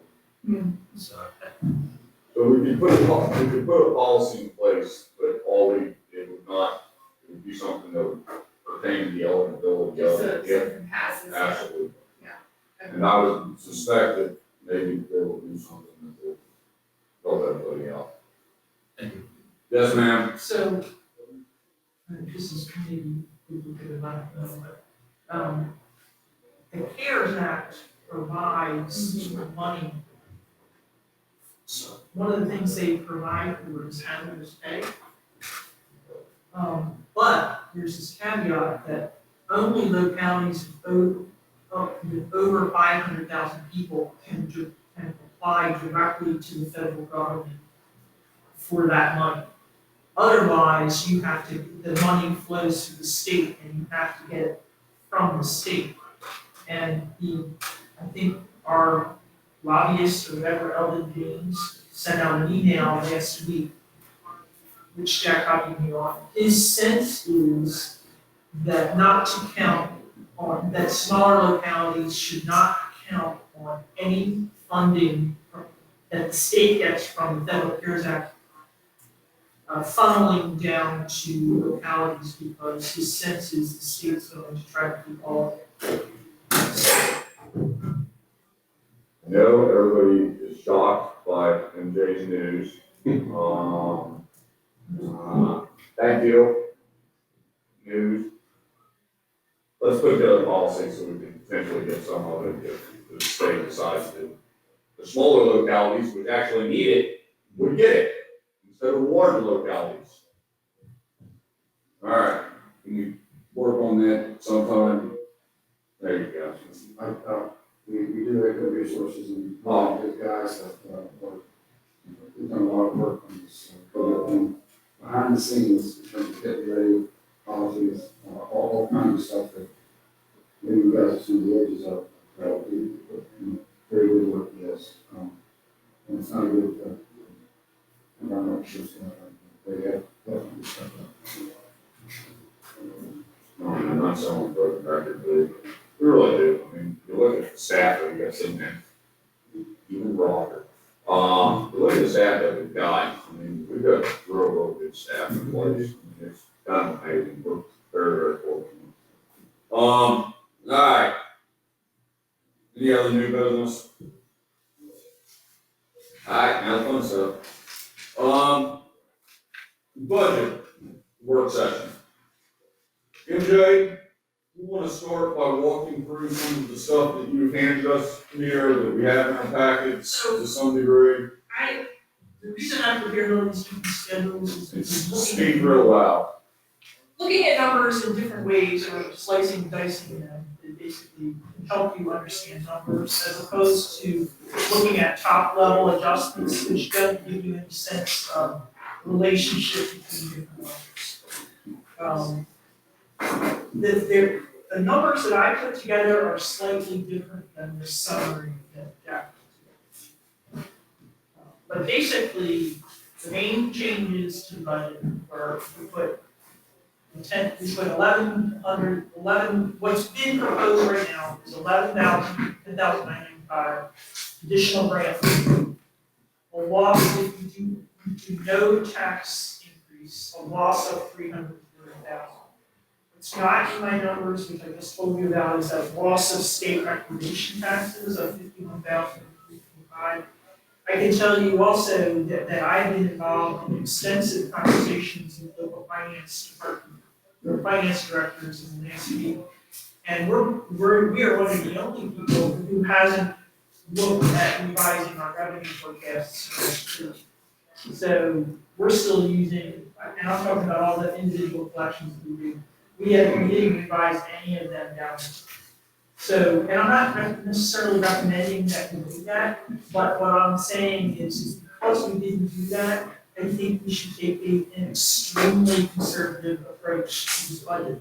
And you may, in the last several years, the primary source of positive budget variances at the end of the year are recognized on the revenue side. You need to be prepared that you may be negative on them, both at the end of FY20 and at least through FY21. So in terms of where we're going to be, especially with fund balance at the end of next year, there's huge amounts of uncertainty related to what's going on in the world, and to me that means be as conservative as you can with your budget. And it means getting your expenses as low as you can get them. And that means like everything is on the table. Everything. With hopefully the exception of your staff. Basically what we have. Well, I mean, I still think there's things you can do with what you're doing with your outside organizations. Yeah, but if you're I think that we need to look really hard at that plus 350. I can tell you right now, from what I've heard from those county finance directors, those counties around here are doing level or less funding from the on schools and or Or outside. yes, for plus 350. So I mean, and the other thing is that I've heard from, like asking me to take 92% of my budget is payroll. So when you tell me to take 1% out of my operations, which is 8%, I have to take a 12% cut in my operating costs to do that. I've heard from a number of department heads, I don't have anything next year. So our budgets at the county, with the exception of a handful of them, are really, right now, with the numbers that I put together, they are cut to the bone. My suggestion my hope is that if the county can do this, school board can do the same thing. Because I'm just real concerned about that plus 250. It's contrary to what I'm hearing from every other finance director around. where are written models for projected revenue increases? So different localities have different ways of looking at revenues. We don't really have a refined process here for looking at revenues. And, on the county administration side, we're somewhat hampered from doing that because there's information that the Commissioner of Revenue and treasurer can share with us at their discretion. But like, we can't do detailed analysis of, meals tax or sales tax, because all that information sits with the constitutional officer. So we basically just do pretty much top level trend stuff. That's the way we've always done it. I wouldn't have any way of telling you right now that we have another way of determining those numbers. I'm just saying that all of the numbers in our budget, the local revenues and the state revenues were determined before COVID hit. So if you think they're all gonna be the same, fine. But we also, looked out, we have like 5 restaurants in Madison. Right. But it's. Yeah, I mean, a lot of this stuff is exceedingly, it speaks so well about how we are here in Madison, is that we're not diversified, which is a limiting factor in most cases. On this side of things, the effect is depending what the state does, is fairly minimal. And I know there are people that are out of work currently, but the majority of people I see in Madison are still working pretty well at it, and they decrease in social distance. So you have some suggestions already. 1% reductions across all departments, 148. That's actually not, the 148 is inclusive of a couple of things besides the 1%. So of course, when you ask department heads to reduce their expenses, the first thing they may after was fuel. Because they know that it's going to be cheaper. So there is no separate fuel reduction. Fuel is in the 148. Roger also looked at the transfer station, and we did make some reductions with fuel surcharge. Roger's information is that in some neighboring localities, tonnage has gone way up because people are sitting at home and cleaning out their houses. So he doesn't want to reduce transfer station. And the other thing that's in that 148 is I took $10,000 out of contingency. There was $20,000 of contingency for employee overtime costs related to data conversion. I took that down to 10. Maybe we could take it down to 7,500. I don't want to go lower than that. Because I think I think we need to be prepared that people might need to work extra time. It's a real cost, and you can take it out, but you're going to just have to take it out of your regular contingency to do that. Okay. All right. So the 148 includes fuel, it includes an adjustment for transfer station, it includes a $10,000 reduction for ERP data. It has all of those numbers. I think it's closer to 149, so I round up. Right. So we're at 148, 753. You've also gone through and the delay of the compensation study till January 1st, you've come up with 138, 590. Yeah, and that's also being parties adjust tax affecting FICA or health insurance. Had to be done individually by hand. No. Oh, yeah. The way I do it, No. it took me a long time, but that's about, my guesstimate on that is, it's about about $23,000 buried in that 138. All right. And then, basically, the reductions of your outside organization, you're down 51,571. The number we were shooting for was 340. You're at 338,914. I don't know where's your, I don't see what you're talking about. Number 5. Right, delay, that's 138 right now. What I have is, On the April 23rd, 2020. April 23rd, reduction to outside organizations, I have attached recommendations as reductions to outside organizations. The total incorporated into my estimate is 51571. Yeah, that includes a $25,000, so I don't have, Includes a I've heard $25,000. multiple things from different people. I've heard take out contributions from one person. I've heard take out all increases from another person.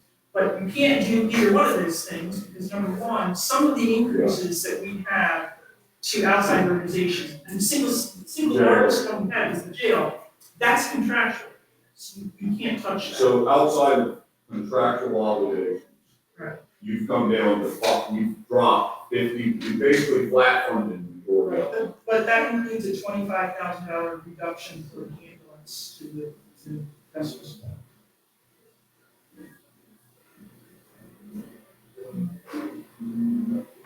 Now, if you don't want to do that, I might have some other suggestions and other cuts. Yeah, what was that? You had the last page, you had some. And then I also recommended coming up with another 25, but I don't know how to do that. You need to use your discretion as to how to do that. I'm not in a place where I feel like I can make a recommendation for you on how to cut that. You throw it out, I'm sorry? throw those out, let's hear it, what is it? I don't have one. No, you had one page that had about 6 things on there, you I said had these. $51,000. I had a $25,000 reduction to the rescue squad because we're buying a third ambulance. So that seems to No, be. I'm talking about the additional, you had one last page somewhere from Jay that said, these are also some additional things that we could consider. Oh, yes, okay, and I have some additions to these things also. So I have. Go down. Take another 25,000 out of Schedule 3 with no specific recommendations on how to do that. Where do we have to figure that out based on the knowledge of all the local organizations? I have a 20,184 reduction. Where are you? On the schedule that's called Schedule 7. Alright.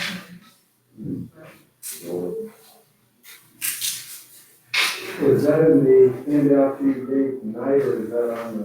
It's not in, it's in the hard copy. Show us what it looks like to you, Jay. It's this thing. There you go. Yeah.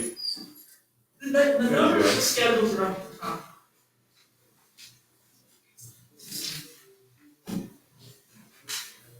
Alright, So what additional things I recommended was taking another $25,000 out of what I think is called Schedule 3. If you delay the hiring of the shelter manager, you can come up with $20,000 money for. alright, hold on. Low hanging.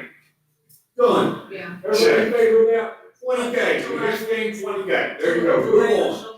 Done. Okay, so reduce contingency for in the budget, historically, this county has always separately budgeted for accrued leave. It's not part of your general contingency. That's because we don't put accrued leave numbers into the individual departments. The budget, the advertised budget had $40,000 in it for accrued leave payouts. I went back and looked historically, FY18, FY19, FY20, as of right now. And in every one of those years, our accrued payouts exceeded $40,000. But a lot of times when somebody leaves, there's vacancy in there, and sometimes the vacancy can take care of some of that accrued leave. So my recommendation right now is instead of -10, I would make that -15. I don't feel comfortable going below 25 in that number. Does that make sense? Everybody okay with minus 15? There's 15 more right there. Okay. Okay, so 35K. So then I looked at all of the changes in all of the operating departments. And you can see more detail on that on what's this thing is called Schedule 6. The sheriff had the single biggest increase, bigger than EMS, Well, Sheriff had the single biggest increase in operating expenses, non-payroll operating expenses. Specifically supplies. Well, as far as I can tell, I mean, he increased police supplies 40,000 and 12 million increased vehicle maintenance into 12K. All I'm saying is, could we ask him to reduce the combination of this, take out of that 52, take 10? I don't know whether you can do that or not, but I mean, you know, I'm just looking at, if you look at Schedule 6 and you look at the trends, his operating, I mean, he's by far, the only people that went up that high, the sheriff went up 20, the operating expenses went up 20%. Public safety went up 16%. Emergency operations went up 15%, but that's because of grant reimbursed, additional telecommunications costs. And the animal shelter went up a lot, non-payroll, but that's because we put $22,000 more in that medical expense because there's new requirements that the vet has to do. So we have to pay more of that medical expenses. But other than that, I mean, that operating cost in the sheriff's department, it's the single biggest increase of any single department. And that's after the 1% reductions. So what I'm saying is that if you want to look in that area, that it's logical to look in that department. he returns historically about 4 to 6% of his budget to the general fund every year. He does. So, just something to keep in mind. Yeah. So it's there. What? So it's there. Yeah. It's extra. It's extra money, it's coming back to us. And that's the thing, how much surplus, where do you think we're gonna be this You're year? gonna have a surplus, I don't think. You think we'll be zeroed out? Our budget, our FY20 operating budget assumed $1 million deficit. That's because we didn't raise taxes enough in FY19 to pay for our FY20 budget. And that's basically why we have the shortfall that we have now, because now we're in the position for 2 years where we have money. And doing that over a continued period of time can get you in, it gets, every year that you fall behind doing that, it gets harder and harder to catch up. I'm just putting that out there. Right now, I'm not assuming, as I said before, most of our budget variances, our positive budget variances in the last several years have come from the revenue side. I'm not assuming we're gonna get anything on the revenue side. I'm saying we'll be $600,000 positive to budget off of a budget that assumed a $1 million deficit. That means you will have given this $400,000 of fund balance in FY20. It is the first year since I have worked at Madison, either as a contractor or as an employee, where I'm not projecting you guys putting money back in the fund balance. And that's walking into FY20. There you have it. Yeah. Here's a big one that I think if you could get with Tina Crop, I took their expenses that they sent us for the month of March, and I just carved out one department, okay? And you're 75% through the year. And so I went down through it and dropped it in a spreadsheet. And I know you can't do this, because some expenses are, cyclical or seasonal. But I got a feeling that with school being closed most of March and all of April, all of May, they should be returning, I'm gonna say $1 million. Well, I have an estimate from them, and I was told confidentially it isn't anywhere near. Well, I can show you, if you I can show you my spreadsheet and somebody tell me where my numbers are wrong. I came up with 227,000 just for one department. You know, if you're looking, Excluding all payroll.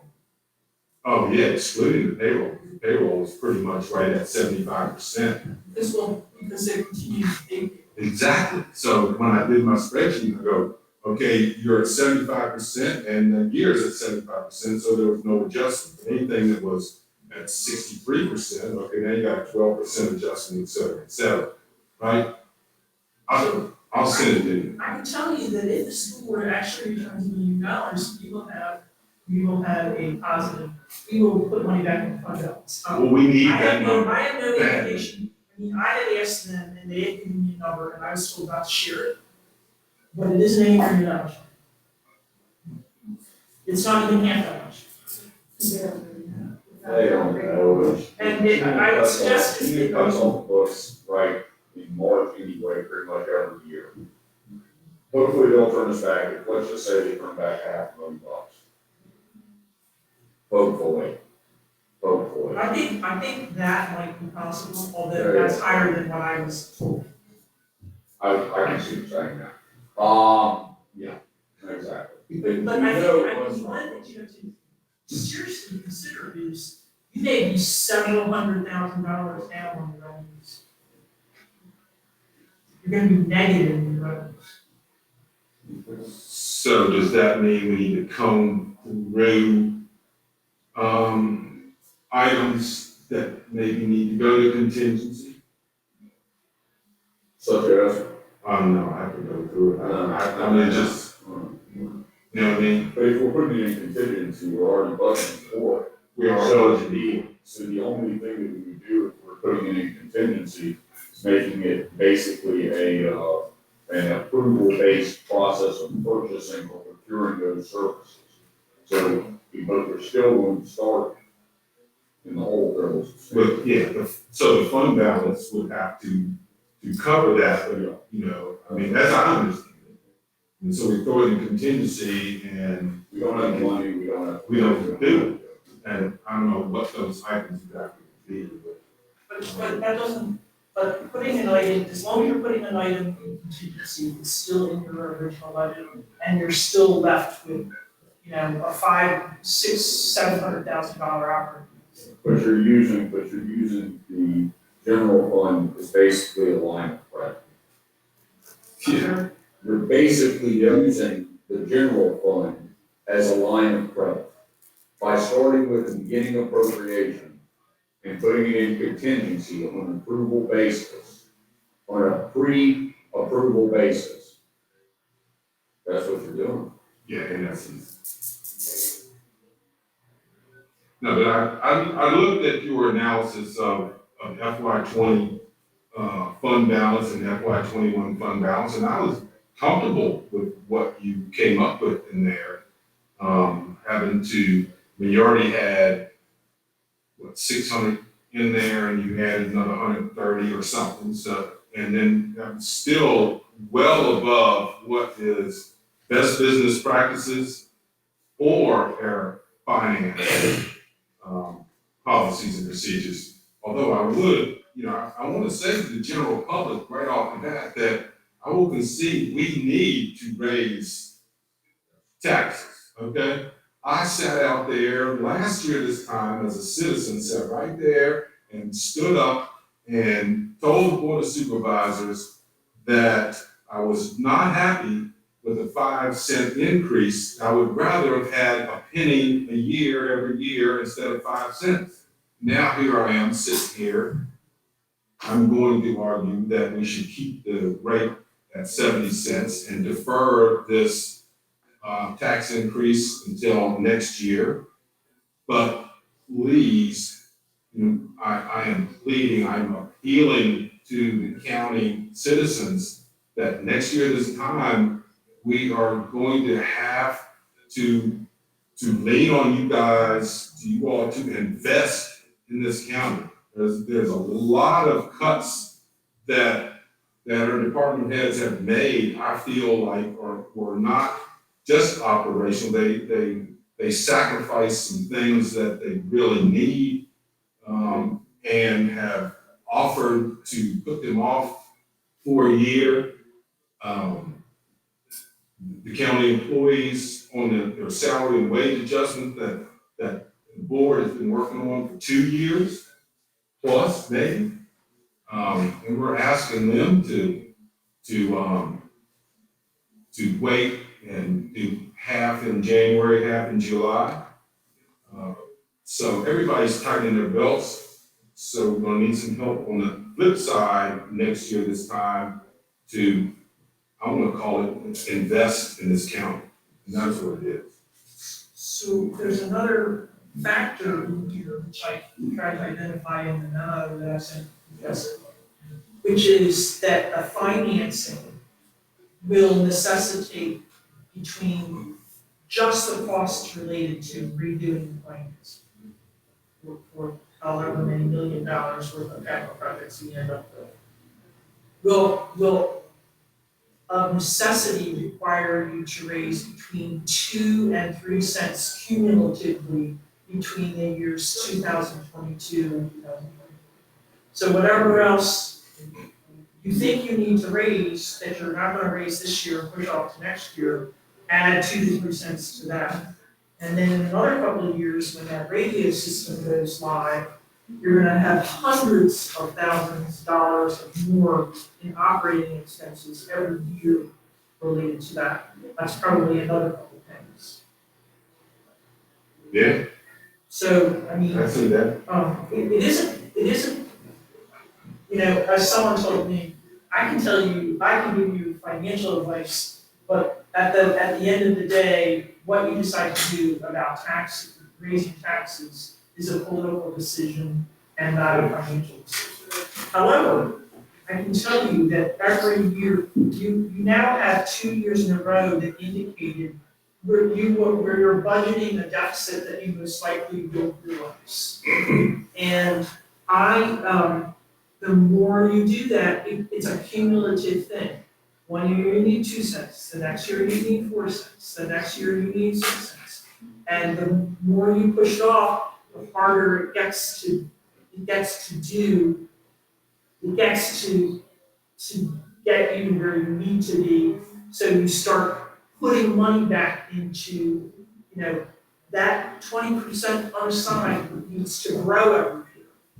That budget stabilization fund needs to grow every year. The reserve for assessment needs to grow every year. The capital, every year that you budget capital projects and you use fund balance, you need to replenish that. And as long as you keep budgeting deficits and actually using fund balance, you aren't replenishing any of it. So it's an equation that you have to look at in terms of, you know, I mean, I'm comfortable that you can do this 1 more year. What I'm more concerned about is, you know, you think that you can raise taxes in FY22, but do you know that FY22 is going to be better than FY21? You don't. Got it. You might be exactly where we are now or worse in FY22. And then the problem in your fund balance has gotten deeper. My glass is half full.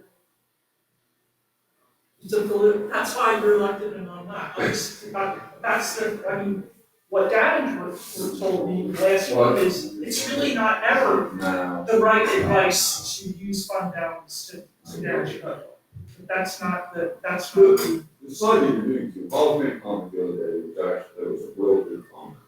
With Davenport refinancing, we could basically just been put as a structure of that refinancing, but we didn't make a payment for the first year. So that would defer a substantial amount of money, right at $1 million. But going back to MJ's thing and your original comment is potentially we should be raising a penny every year. And you start getting into a philosophical type of discussion about overtaxation, especially when we have a positive return on fund balance that we have for the last long time now. 6 years I've been on here, we've basically been putting money back into the fund balance every year. You're supposed to do that. I agree. But there is a balancing act on how much if we are overtaxed. The problem I see is that if we go into next year, if we don't do anything this year, we're talking 3 or 4 cents next year. And then moving forward into 2022 through 24, you're still gonna talk about doing a tax increase every year after that. I'd rather do 2 cents this year and then potentially a penny next year, or a 0 next year, and then go into another 2 or 3 cents for the next couple fiscal years. I think the 2 side, I mean, we can defer costs, but essentially we're using this as a Lama manual principle, even with the decreased revenue coming in that we all anticipate, primarily from the state. I kind of think, I mean, we can go through and cut a bunch. I am interested in your other potential cuts on the $25,000. I'm not truly convinced that we should be cutting the rescue squad on $25K this year. Even in these hard times, the school side of things, if we can save $25K there or some variance there, that'd be great. I just think that we need to raise it at least a penny this year to try to keep up with where we're at. I mean, by deferring the cost of the raises, by deferring the cost of raises, by getting rid of the animal shelter and all these different things, we're starting to add up some numbers, but that's not taking into account that we advertise 193 for the schools, and we're actually talking 350, or potentially talking 350. 325 is not the worst thing in the world. I do think that we need to go up a little bit this year.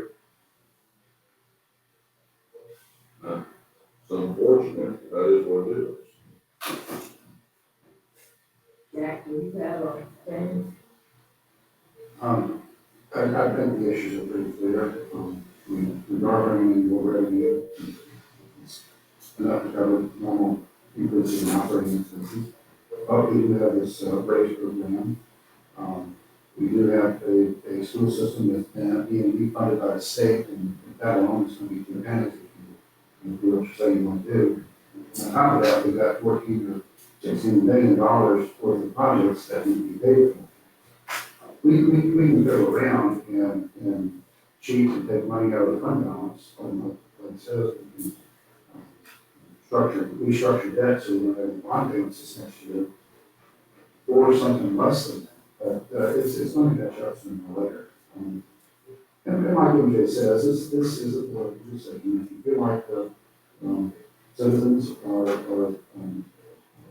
can't afford a tax increase this year, then that's your decision. You have to avoid that. I do think we're getting ourselves into a bubble. And that's that's what this comes down to is pay it now and try to stay current, or you'll be when you go next year catching up. Well, let me ask you one question, I guess I'm not clear on, like when Clay says, and MJ has iterated that we have added to fund balance every year. How do you do that? How do you do that? You come in positive budget. I got that part. So that means that your revenues have been over your expenses all this time. So you So we are building up a reserve. come from either place, or you can come from people coming in positive to budget on their department budgets, or it can involve, savings and contingency, or it can involve, coming in positive to revenues. It can involve any of those things. I can tell you though, for the last couple of years, most of our numbers, so what happened when I got here, the first year I did the budget was FY17. Okay, so now it's 17, 18, 19, but this is my 5th year doing the budget. We, on the expenditure side, other than payroll, we've kept those expenses flat since FY16, and the only way that they went up in departments is so the department head could explain exactly why they needed $1,000 increase. So we haven't had, we've had really good control over operating expenses. And if you recall back to the beginning of January, when we went over financial statements, I told you that on the expenditure side of the general fund, we are now very tight on, you're not gonna see big variances anymore in your departments, because last year, most departments ran at 95 to 97% of spending. Where we've always historically picked up a lot of money is on the revenue side, because we always under budget our revenues. But we can't count on that happening next year, because, I think we need to be prepared to take a bath on revenues like this. I mean, the side is, I mean, if you want to stay flat, I still think that we need to go through and we need to cut these numbers. Yeah. Like, these proposed changes are good. They're not the best, and not what I think anybody up here wants, but in the current climate, it's what is needed. What's going to end up happening though, is we're gonna get to the budget next year, and we're gonna say we're gonna need to raise taxes 3 or 4 cents. The exact same things are gonna come up again.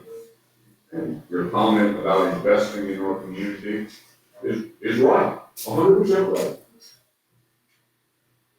We're gonna get the same ordinance next year as we get this year, we got last year, or any year we raise taxes. And that's, and I'm not saying it's the wrong argument from people. I hate taxes, like action. But in the same regard, there's never a good time to raise taxes. And right now is an unusual anomaly, and it's real bad, and everybody is doing their best.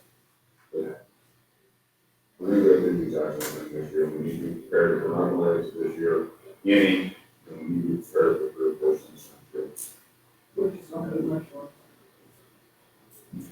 Essentially, right now, it's $20 a household on 200K, assessed value, per penny. We're talking about $40 next year, $80, which doesn't sound like a whole lot, but it is when you start putting it together. I agree with you. If you want to go with no tax increases, you're fine.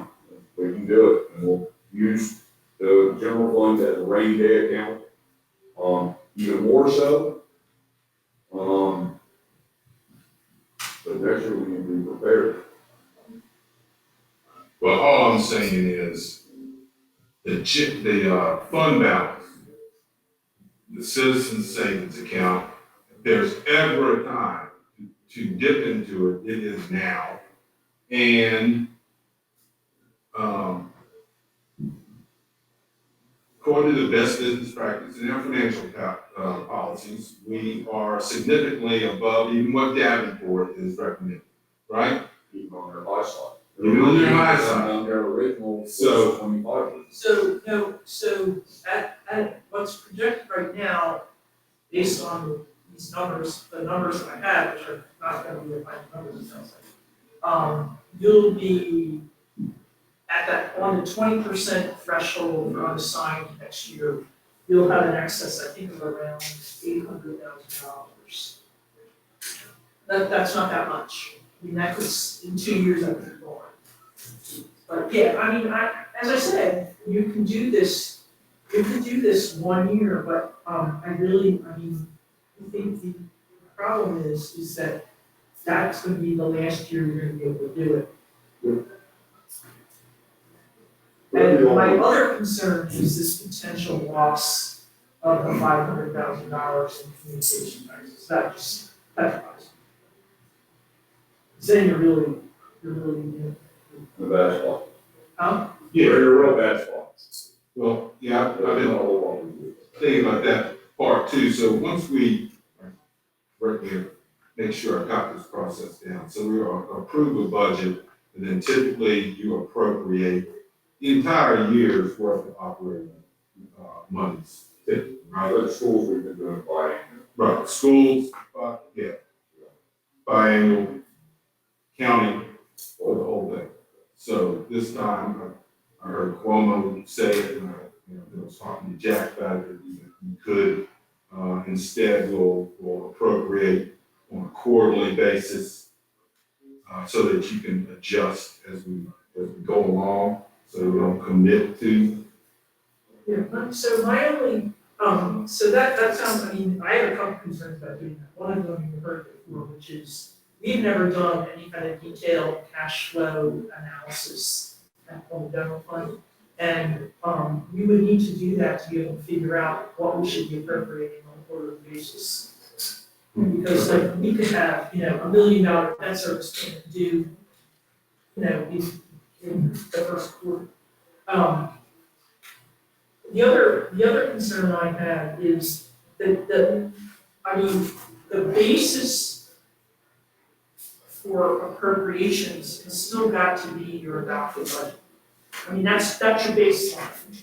So you gotta get, I need good numbers to work with off of that. It's not like you can just adopt a budget and then figure out what you're gonna appropriate later.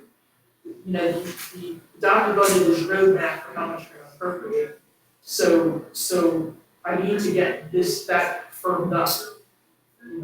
Actually, the last, I think to meet your legal requirements, you have to adopt by your next meeting. So ideally, by the time I walk out of here tonight, I know what numbers you want, and I'm not sure I understand that right now. All right. We're debating semantics, but we need to get down to some numbers. Yeah. Word 3, please. My attempt was to put all this on one spreadsheet so we could, the board could go through top to bottom and say, yes, but then we'll take that out and thereby clarify, and try to line by line. Now, some of these aren't exactly correct because we're still quoting that this is your framework. That Yes, sir. So if you wanna go back to line 3, my suggestion was to make that 15 and not 10. So we So number schedule. 2, we're delaying the hire, the shelter teacher. That's still on line 14. We're shift. So the other questions are, do you want to ask the sheriff to reduce The the sheriff, so, like, the sheriff is sending right now, that he can get away with 3 cars this upcoming year, saving us $45K by buying 1 less car. So the only problem with that is that's part of the operating budget. I mean, that's part of the capital budget. It doesn't solve your operating deficit. That's correct. I mean, if you wanna use that trade-off, that's okay by me, but it's still gonna make your operating deficit bigger. So, do you want to attempt to, What? What's the name of that? Okay. Potential. What's the name of that file right there, Jack? Do we have it? I've changed this up today. Oh, okay. All right. So,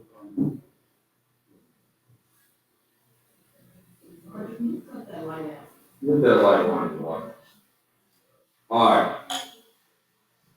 Listen, All right, just so we're clear here. Let's, gotta make this simple as possible.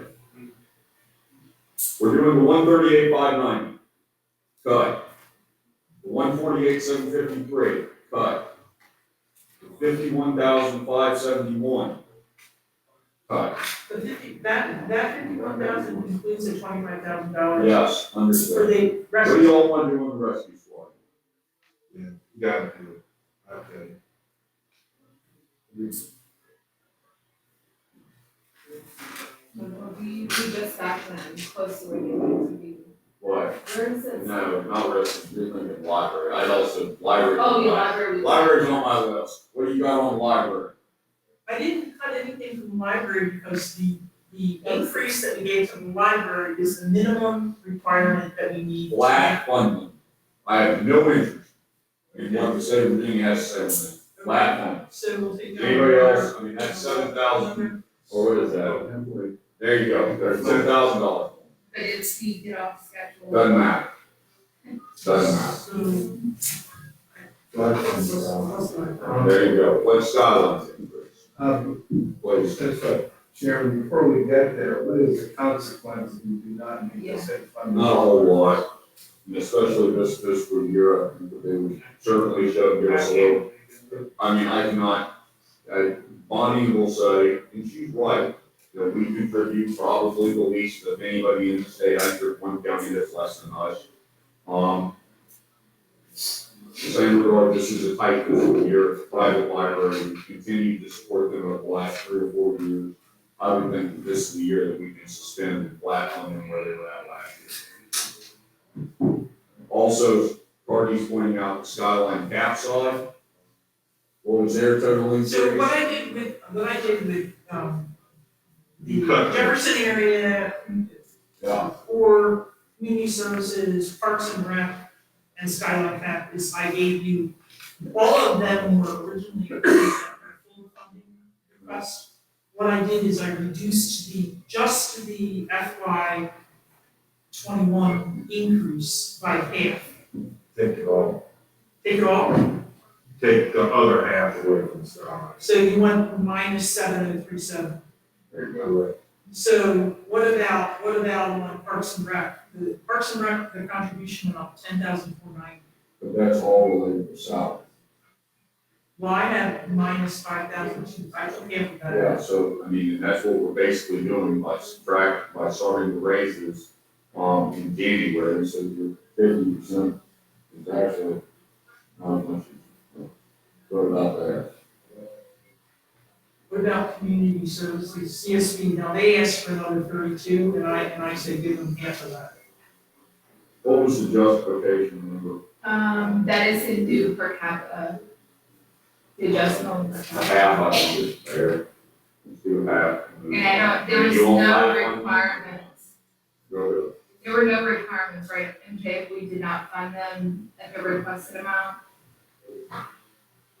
Consequences, So I guess. my understanding with CSB is that the major problem with not funding the CSB is that eventually, if enough localities decide to do that, they could jeopardize their state funding.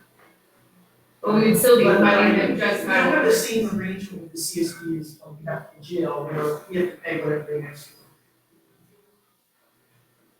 and the only thing that was conveyed to me is that services would be cut, or the amount of clients that they could see in Madison, if we didn't fund them at the requested per capita.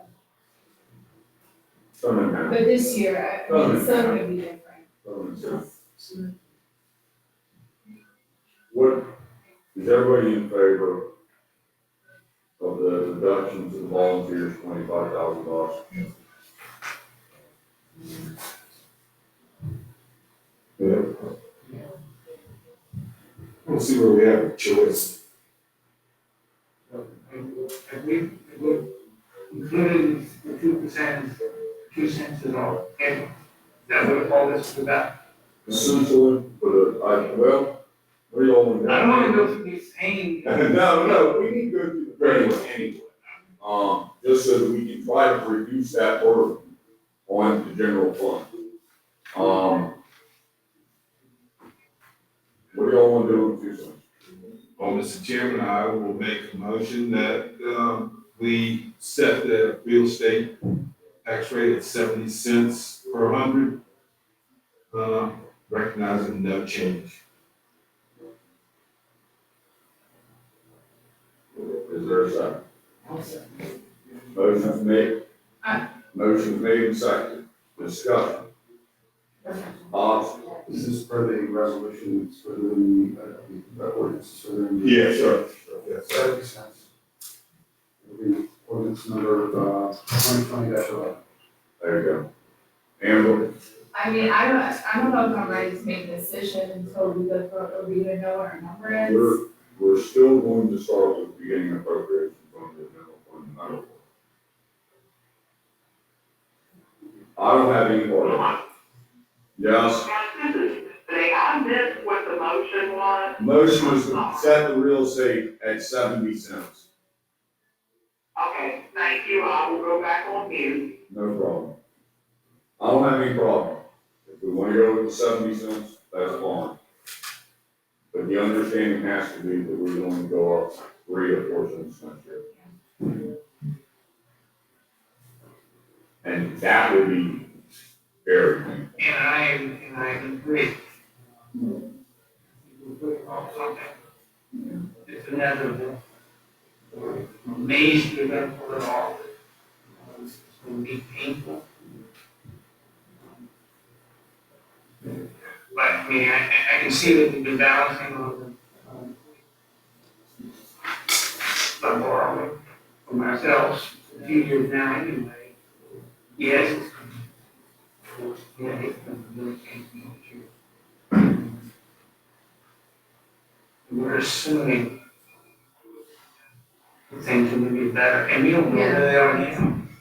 We really don't know where they are. So people who are complaining that they can't do it now, they don't. I don't, we will not know.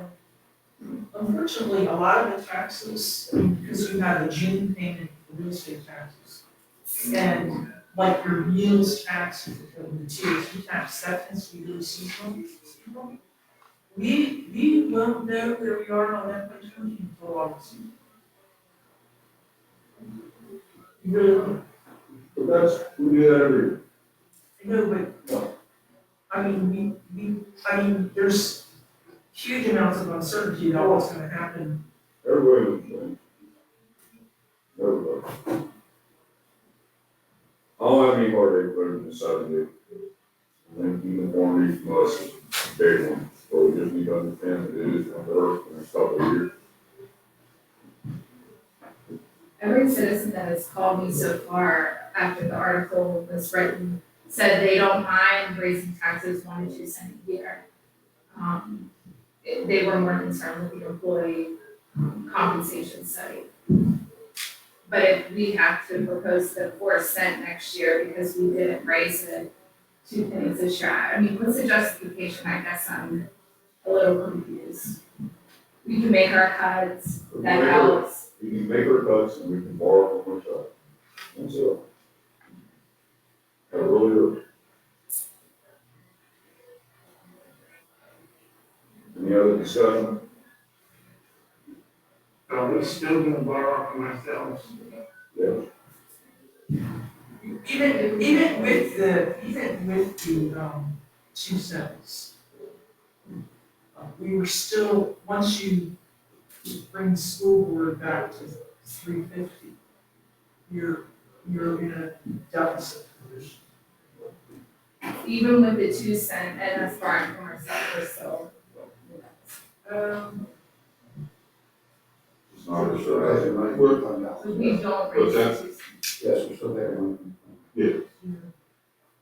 Were you in a deficit position last year this time? I'm sorry? Were you in a deficit position last year this time? We budgeted $1 million deficit last year. So yeah, we had $1 million deficit. On top of it? But I can tell you right now, the $1 million deficit last year, the reason for that was 2 things. It was EMS and it was health insurance. And with EMS, it's not like we took every employee and we gave them a 30% increase.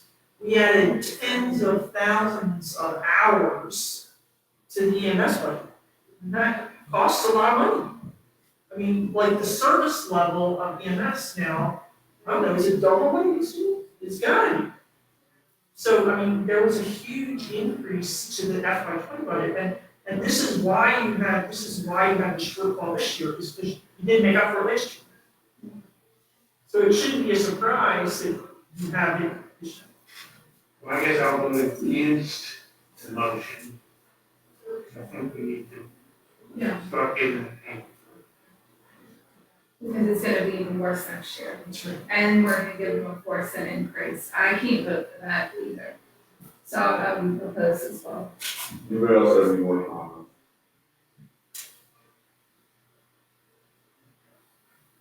All right, let's close the board. All in favor, signify by saying aye. Aye. All opposed? Then, No. Aye, all right, we voted, let me vote on this off, I didn't hear you. You voted aye. Amber, what did you vote for? Nay. That motion fails. What about doing a penny this year? Well, I tell you what, I've thought about that, and we have, Yeah, sorry. Ms. Hoffman voted aye, and Barty voted aye for the 2 cents. The rest voted nay. What about doing a penny this year? And then we reduce the burden to some extent. I thought the budget was for 70 cents. Yeah, that's right. But it was, but it failed. What about doing 71 this year? We don't have to do the whole thing. May reduce us a little bit next year.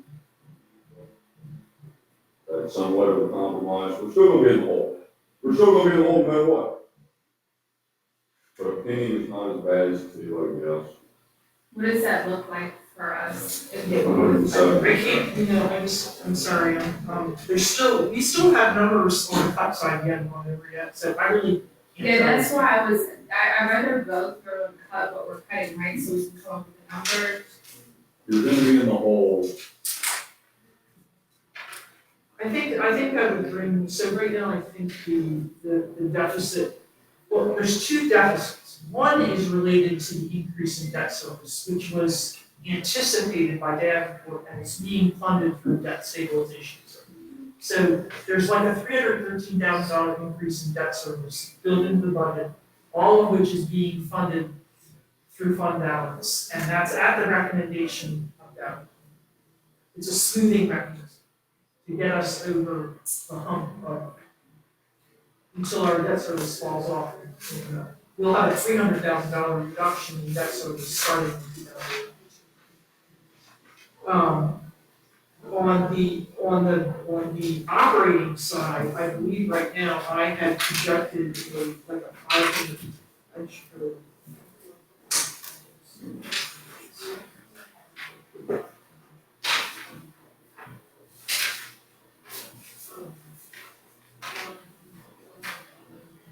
I had projected about a $572,000 deficit. So if you add 1 penny, that brings it down to around 400, except that included cuts that I'm not sure that you're gonna make. What about doing 1 penny? Is there a second? Second. Discussion. I can't do it, man, I'm sorry. I can't do it. I don't see the difference between, 400 and 570 this year, that's all. That's what that's what I'm gonna do too, but we're still gonna be in, next year's gonna be more, so. Yeah. We don't even know where we're at, what's going on right now. The public is starting in the hole with the new appropriation no matter what. Yeah. Even with the 2 But cents. to 2 cents. We can knock down these numbers and cut all of them, you're still going to come, because the operating cost is more than the revenue. And we cannot go over the 72 cents that we advertise based on law. The 71, I think, is a compromise to the tax base. It helps a little bit. It hurts some people. The next year's gonna hurt substantially, like painful. Anybody else have anything to say about this? I don't think it's enough, I'll go with the compromise. The 4 of us think it's sufficient. That's all this is. It's just, I mean, I disagree with MJ's comment completely on the politics versus the finance side of this. I'm sorry, in Madison County, politics don't matter. If we raise taxes, they're gonna hate us. If we cut taxes, they're gonna hate us and say, you're taxing us too much before. Or why wasn't there another ambulance to come to Edmond to pick me up? There you go. It's. Mr. Chairman, procedural point, is a motion for 71? Motion's been made, second. It has been Discussion. Yes. Anybody else that can say about this? Motion made, and seconded, further discussion, hearing none, all in favor, signify by saying aye. Aye. Opposed? Nay. Alright. Was it 4-1? Is that where we're at? Yeah. Got it off. Ms. Fry's listening at home, hopefully she's hearing all of this, she does a great job. Just go through the rest of these. By all means. Okay, so I just wanna make sure I understand, do you, with the school board, do you want to do them plus 350, or do you want to do 300?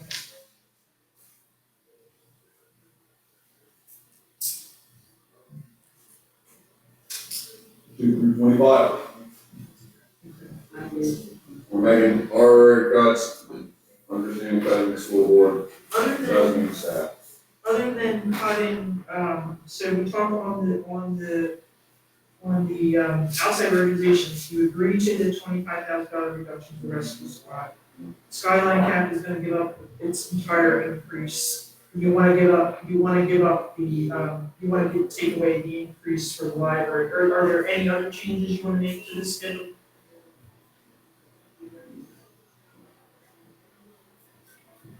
Listen. Soil and water's flat.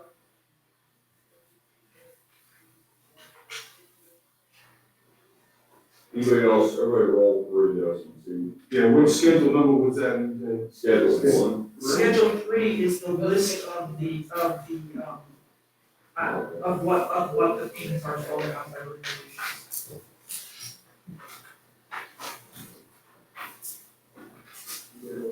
You read that? It's somewhere, I'm sure. We have,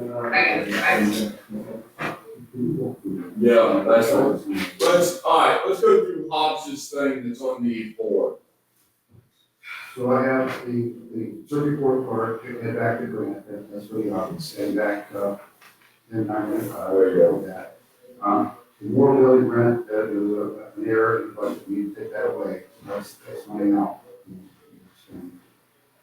Reducing the food leave balance, it's $15,000 costed. Real estate tax to 71 cents, that's $170,000, negative. And that, we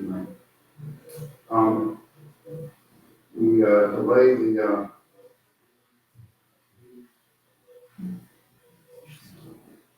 the compensation plan implementation, that's 138. By positive, we reduce the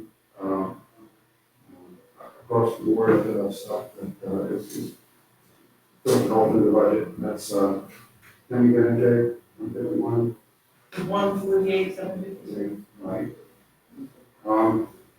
Reducing the holding articles, is this number right, 3,175? Yes. Okay. And the CSV, that was 50%. Yes. Is this 15? Yeah. DRA reduction, did we talk about that? Yep. No. Did we do that? Just around? Yep. Skyline cap to the fiscal 20 level. That's Flat. 0. Right? So what about the 25,000? The other two that I heard discussed was the 25,000 on the ambulance. Hold on. So, library cut, there you go. Anything else? No. What? For library? Yeah, library. You've got 25K to the rescue squad. Right here.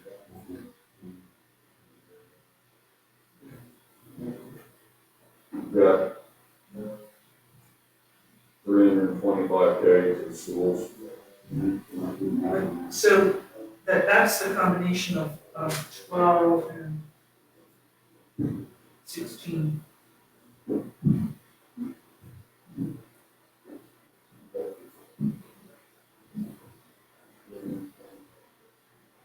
The sheriff has text and says that he wants to go, he could drop down 2 cars. I think that's frankly irresponsible of us on the basis that it'll come back and bite us left by 5 or 6 cars. And I know it's in the capital side, but we can always transfer that 45K over, because they're not. I can come up with, if I take the $10,000 from sheriff's Well, now, table, we I want can to, come up with $10,000. we want to take 47K out of the capital side on 1 car. Capital, so, that won't help the FY 20. Understood, Because that is part of the FY, it was an FY 20 supplement. All we'll do is put money back in fund balance. He also says that he will give up 10K, in fuel. Another 10K? Yeah. Yeah. Put on top of the other thing. They already reduced fuel. He already reduced fuel by, And that, you know, he says, and another 10 out of fuel. Exactly. So there you go. So people are making contributions, just don't agree. All right, Hobbs, where are we? So what's the net deduction of the insurance premium? No, it'll be, what's the 15? The 15 is the supplies, isn't it? no, so I recommended 10, the 15. The 15 is reducing accrued leave. You can reduce accrued leave to 15. All right. I thought I saw 23K already from the sheriff, and then now, That's right. That's why I wanted to make sure that he wanted to do that. and then you said another 10K, It's, yeah, so that's 30. $10,000 beyond what you guys already know. Yeah, he reduced, he says yes, and he yes. Well, we can hear it, right? Yes, all. You did talk about plan. Yeah, are we on the right page there, Sheriff? Now, you need 2 cars, it's so 10 grand out of fuel, so it went from 23 to 33K. Yes, sir. Plus the car, plus the additional car, you're looking at 125K I just gave you back. The cars, the way it's being explained to us is that it's supplemental out of this current fiscal year. And we appreciate the savings tremendously, But he- but we've already paid for them. I turn the money back into you, you just go back into the general fund. That's right. Of next year. That's correct, yes, sir. Then you can always transfer, I'm not a mathematician, but I know you can always transfer funds to one fund, okay, to another. Would you say the one person? The four, yes, And that's why I don't want you to mess with police supply. needs, It's fine. you hear that, MJ? He needs new guns. No, Yeah. trying to replace a duty weapon. Duty weapon. To a version pistol where the ammunition is so much cheaper. We explain. Okay, I'm out. Over now, thank you. Thank you. We appreciate the effort of the sheriff.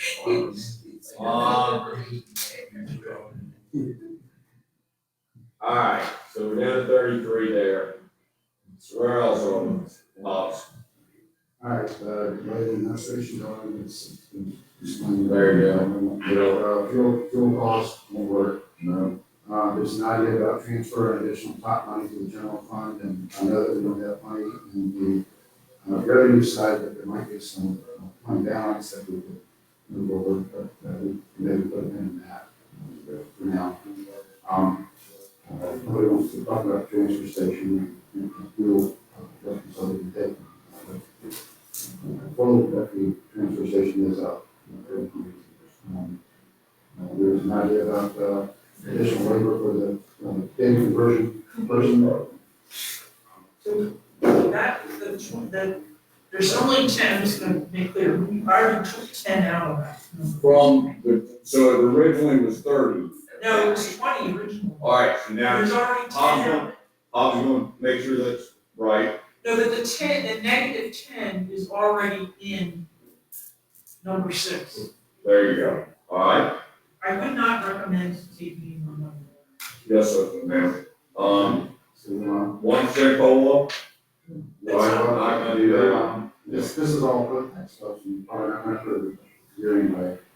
The part-time position in the clerk's office, adding the full-time, person to the, communication center, restoring the building, technician, reducing, donations to schools, and that's fine, half here, so that gets you down to 325, net for school, and that, and the rest of you. There's one other recommendation that I can make. Please. It's up to you whether or not you want to do this or not, but I think that you could probably be safe in making this.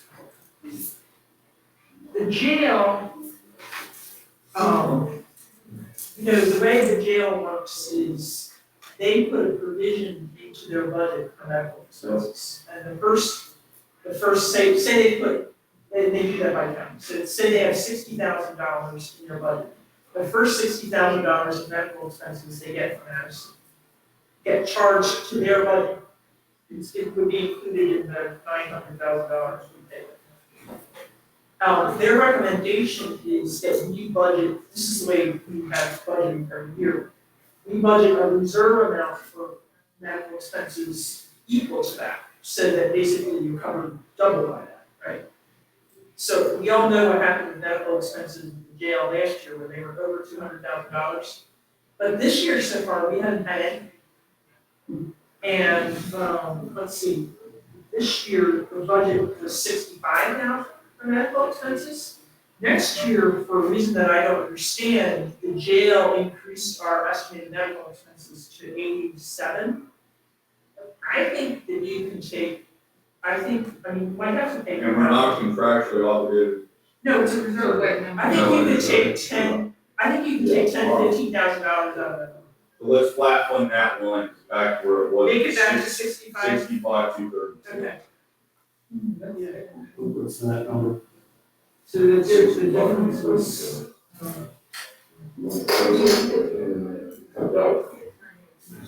It's, I'll tell you.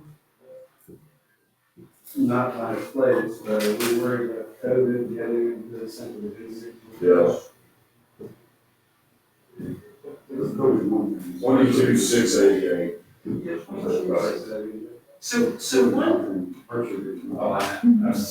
So one, Sean, one thing that we had going for us, which was part of the reason wasn't in place for part of the year, that's why we had such a large bill last year.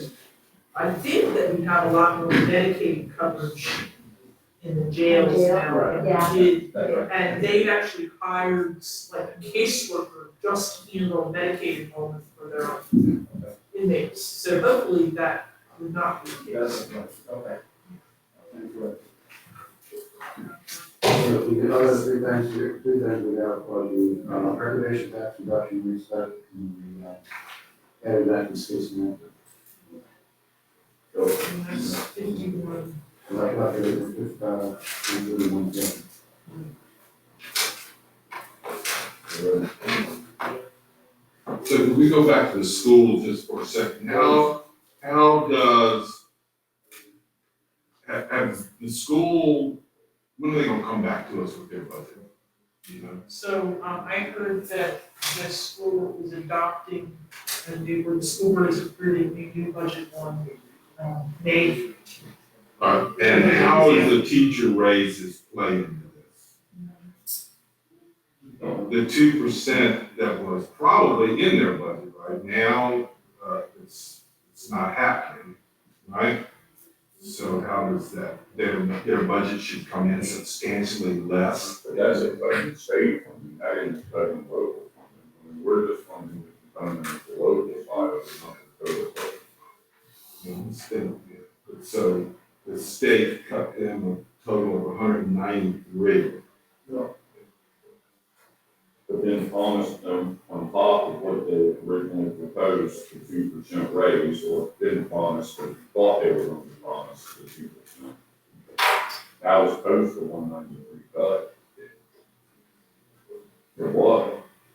Because the 193 was out of their original budget, that they were in, whatever, maybe February or January. And that had the 2% in it, right? That, no, then. Oh, it did not. I don't think so, because the 2% they started talking about from the state, wasn't the 2% right around, March? I don't know, I just know it's been pulled, but Anna has, there's some other things that have been pulled, I think, as well from them. So they're saying like the 350,000 equals about 4 full-time employees that they would need to cut, even with that amount. Plus a full-time to part-time. Thank you, Jason. You're welcome. It's unfortunate. Do you want to cut them more, or do you, Yeah, I was just checking, I was trying to run it, the fact that it wasn't in that originally. So the problem is gonna be is that the next board meeting, I guess, is May 12th. And you have to adopt, my understanding is you have to adopt by May 15th. And I was told today the school board wouldn't have their budget, their school board approved budget until May 13th, which is after your next board.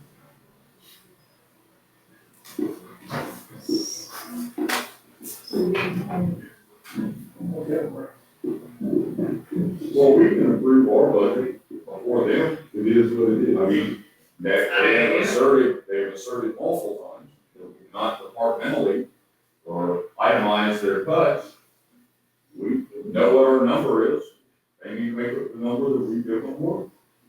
I do think they've been exceedingly receptive and positive to work with, not trying to insinuate anything else.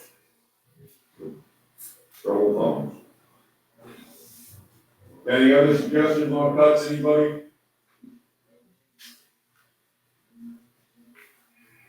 MJ, do you know where we're at? I know from I think Jack will continue tallying, but I will confirm my numbers with him tomorrow. As long as you agree to the restoration of Clarissa's money for her, Everybody good on that? I think it's her. There you go. Are we all good on the cuts that we've made so that MJ can proceed with this and we can potentially adopt the budget on May 12th? Yeah. Pause. We could possibly adjust if you can have a work session between time and then. Implement that, like that item. Yes, sir. And so we should not adjourn tonight. So we'll do a work session, so. Yeah, there you go, great. All right. There you go. Are we good on the budget at this point? Anybody else have anything? We've now set the tax rate, what? This is Bethany. Where we set it, Will you give a copy of the tax rate supervised Daniel tomorrow morning that the board has approved 71% tax rate? We will tell him, we have to track Mr. Jackson down to, like, get a signature on paper, that's. I'll come by tomorrow, we'll make sure. Not an issue. It is sometimes. Okay. Thank you. Yes, ma'am. All right. We've set the tax rate, administrative fee resolution, anybody got anything to add on this? We all want to. Resolution 20-11. Yes, and just as a point of clarification, it was put a little pause in one of the whereases, which that will come out, so that's the one. Which one was it? 13. 11.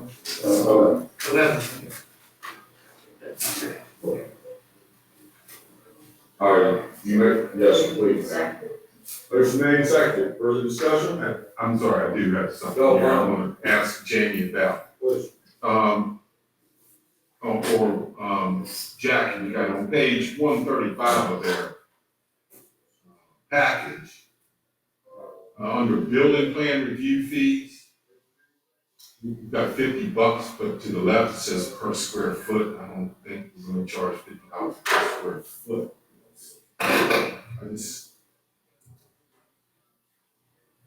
I agree with all the rates in there. It's on page 135. Yeah, no, Building plan review fee, they took out the, 2 cents per square foot. yeah, and $50 is the minimum fee. Jamie, Both those places. I said I can't read it. well, see, come on up, Jamie, I got a stick that we will loan you. Alright, let's see. Where is this? $50, but it still says per square foot. We mean just The flat $50. fee for residential structure. And the next one is commercial, per Commercial. square foot, Yes. $300. That's a flat fee, yeah, not per. Is there revenue right there? Is there other, yeah, good. Is that your only correction? Yeah. Are you amending your motion? And then, the motion to, affect the correction, now. What about the second, Ms. Alderman? Motion's made, seconded, and amended. Further discussion? Hearing none, all in favor, signify by saying aye. Aye, opposed, same sign. There you go.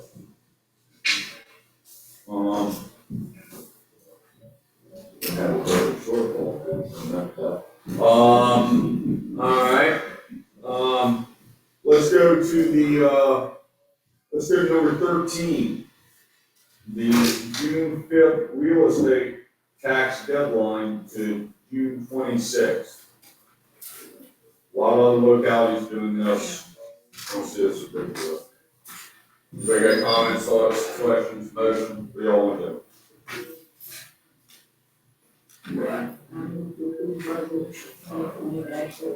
Second. Motion made, seconded, further discussion. Hearing none, all in favor, signify by saying aye. Aye, opposed, same sign.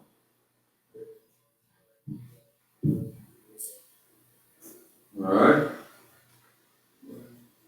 And budget resolution will be on the 12th of May. Any other budget related comments, questions, thoughts?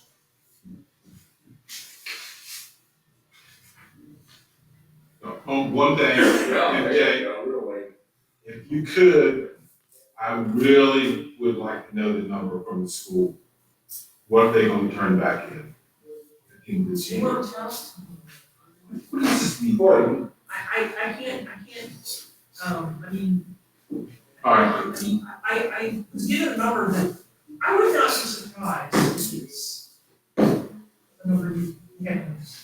I'll come to you. The number that was informally communicated to me was like. Okay, I'll come to you. I mean, it needs to go, the problem is that really that number needs to go through and, you know, I mean, no one wants to publicize numbers without having her.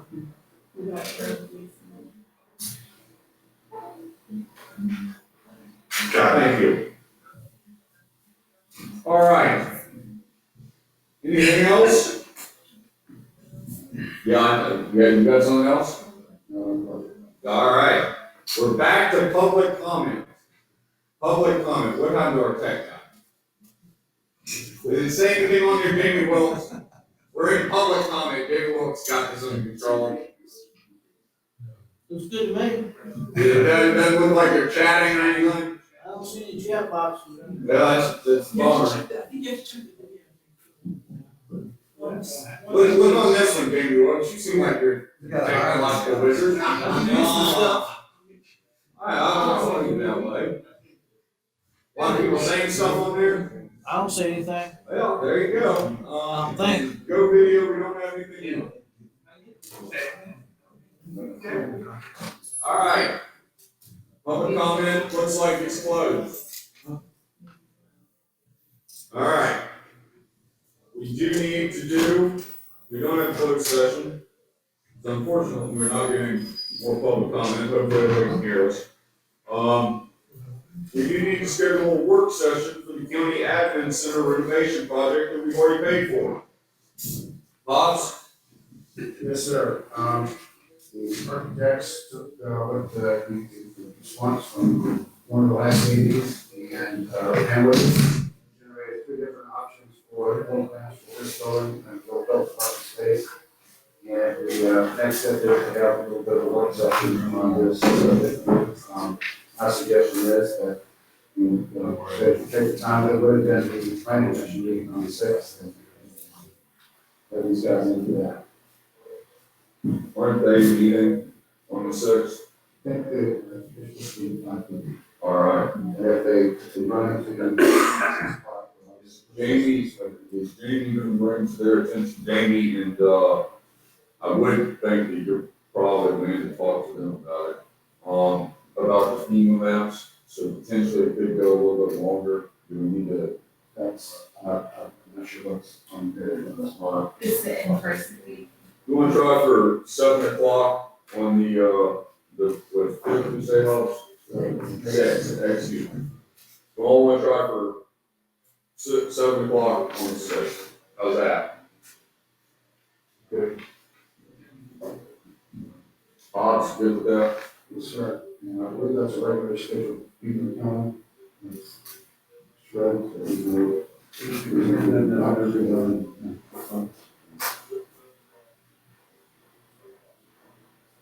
All right, folks, what else we got? Any further business statement? Move to adjourn? Motion made and seconded. Further discussion, hearing none, all in favor, say aye. Aye. Aye, opposed. Thank you all for joining us.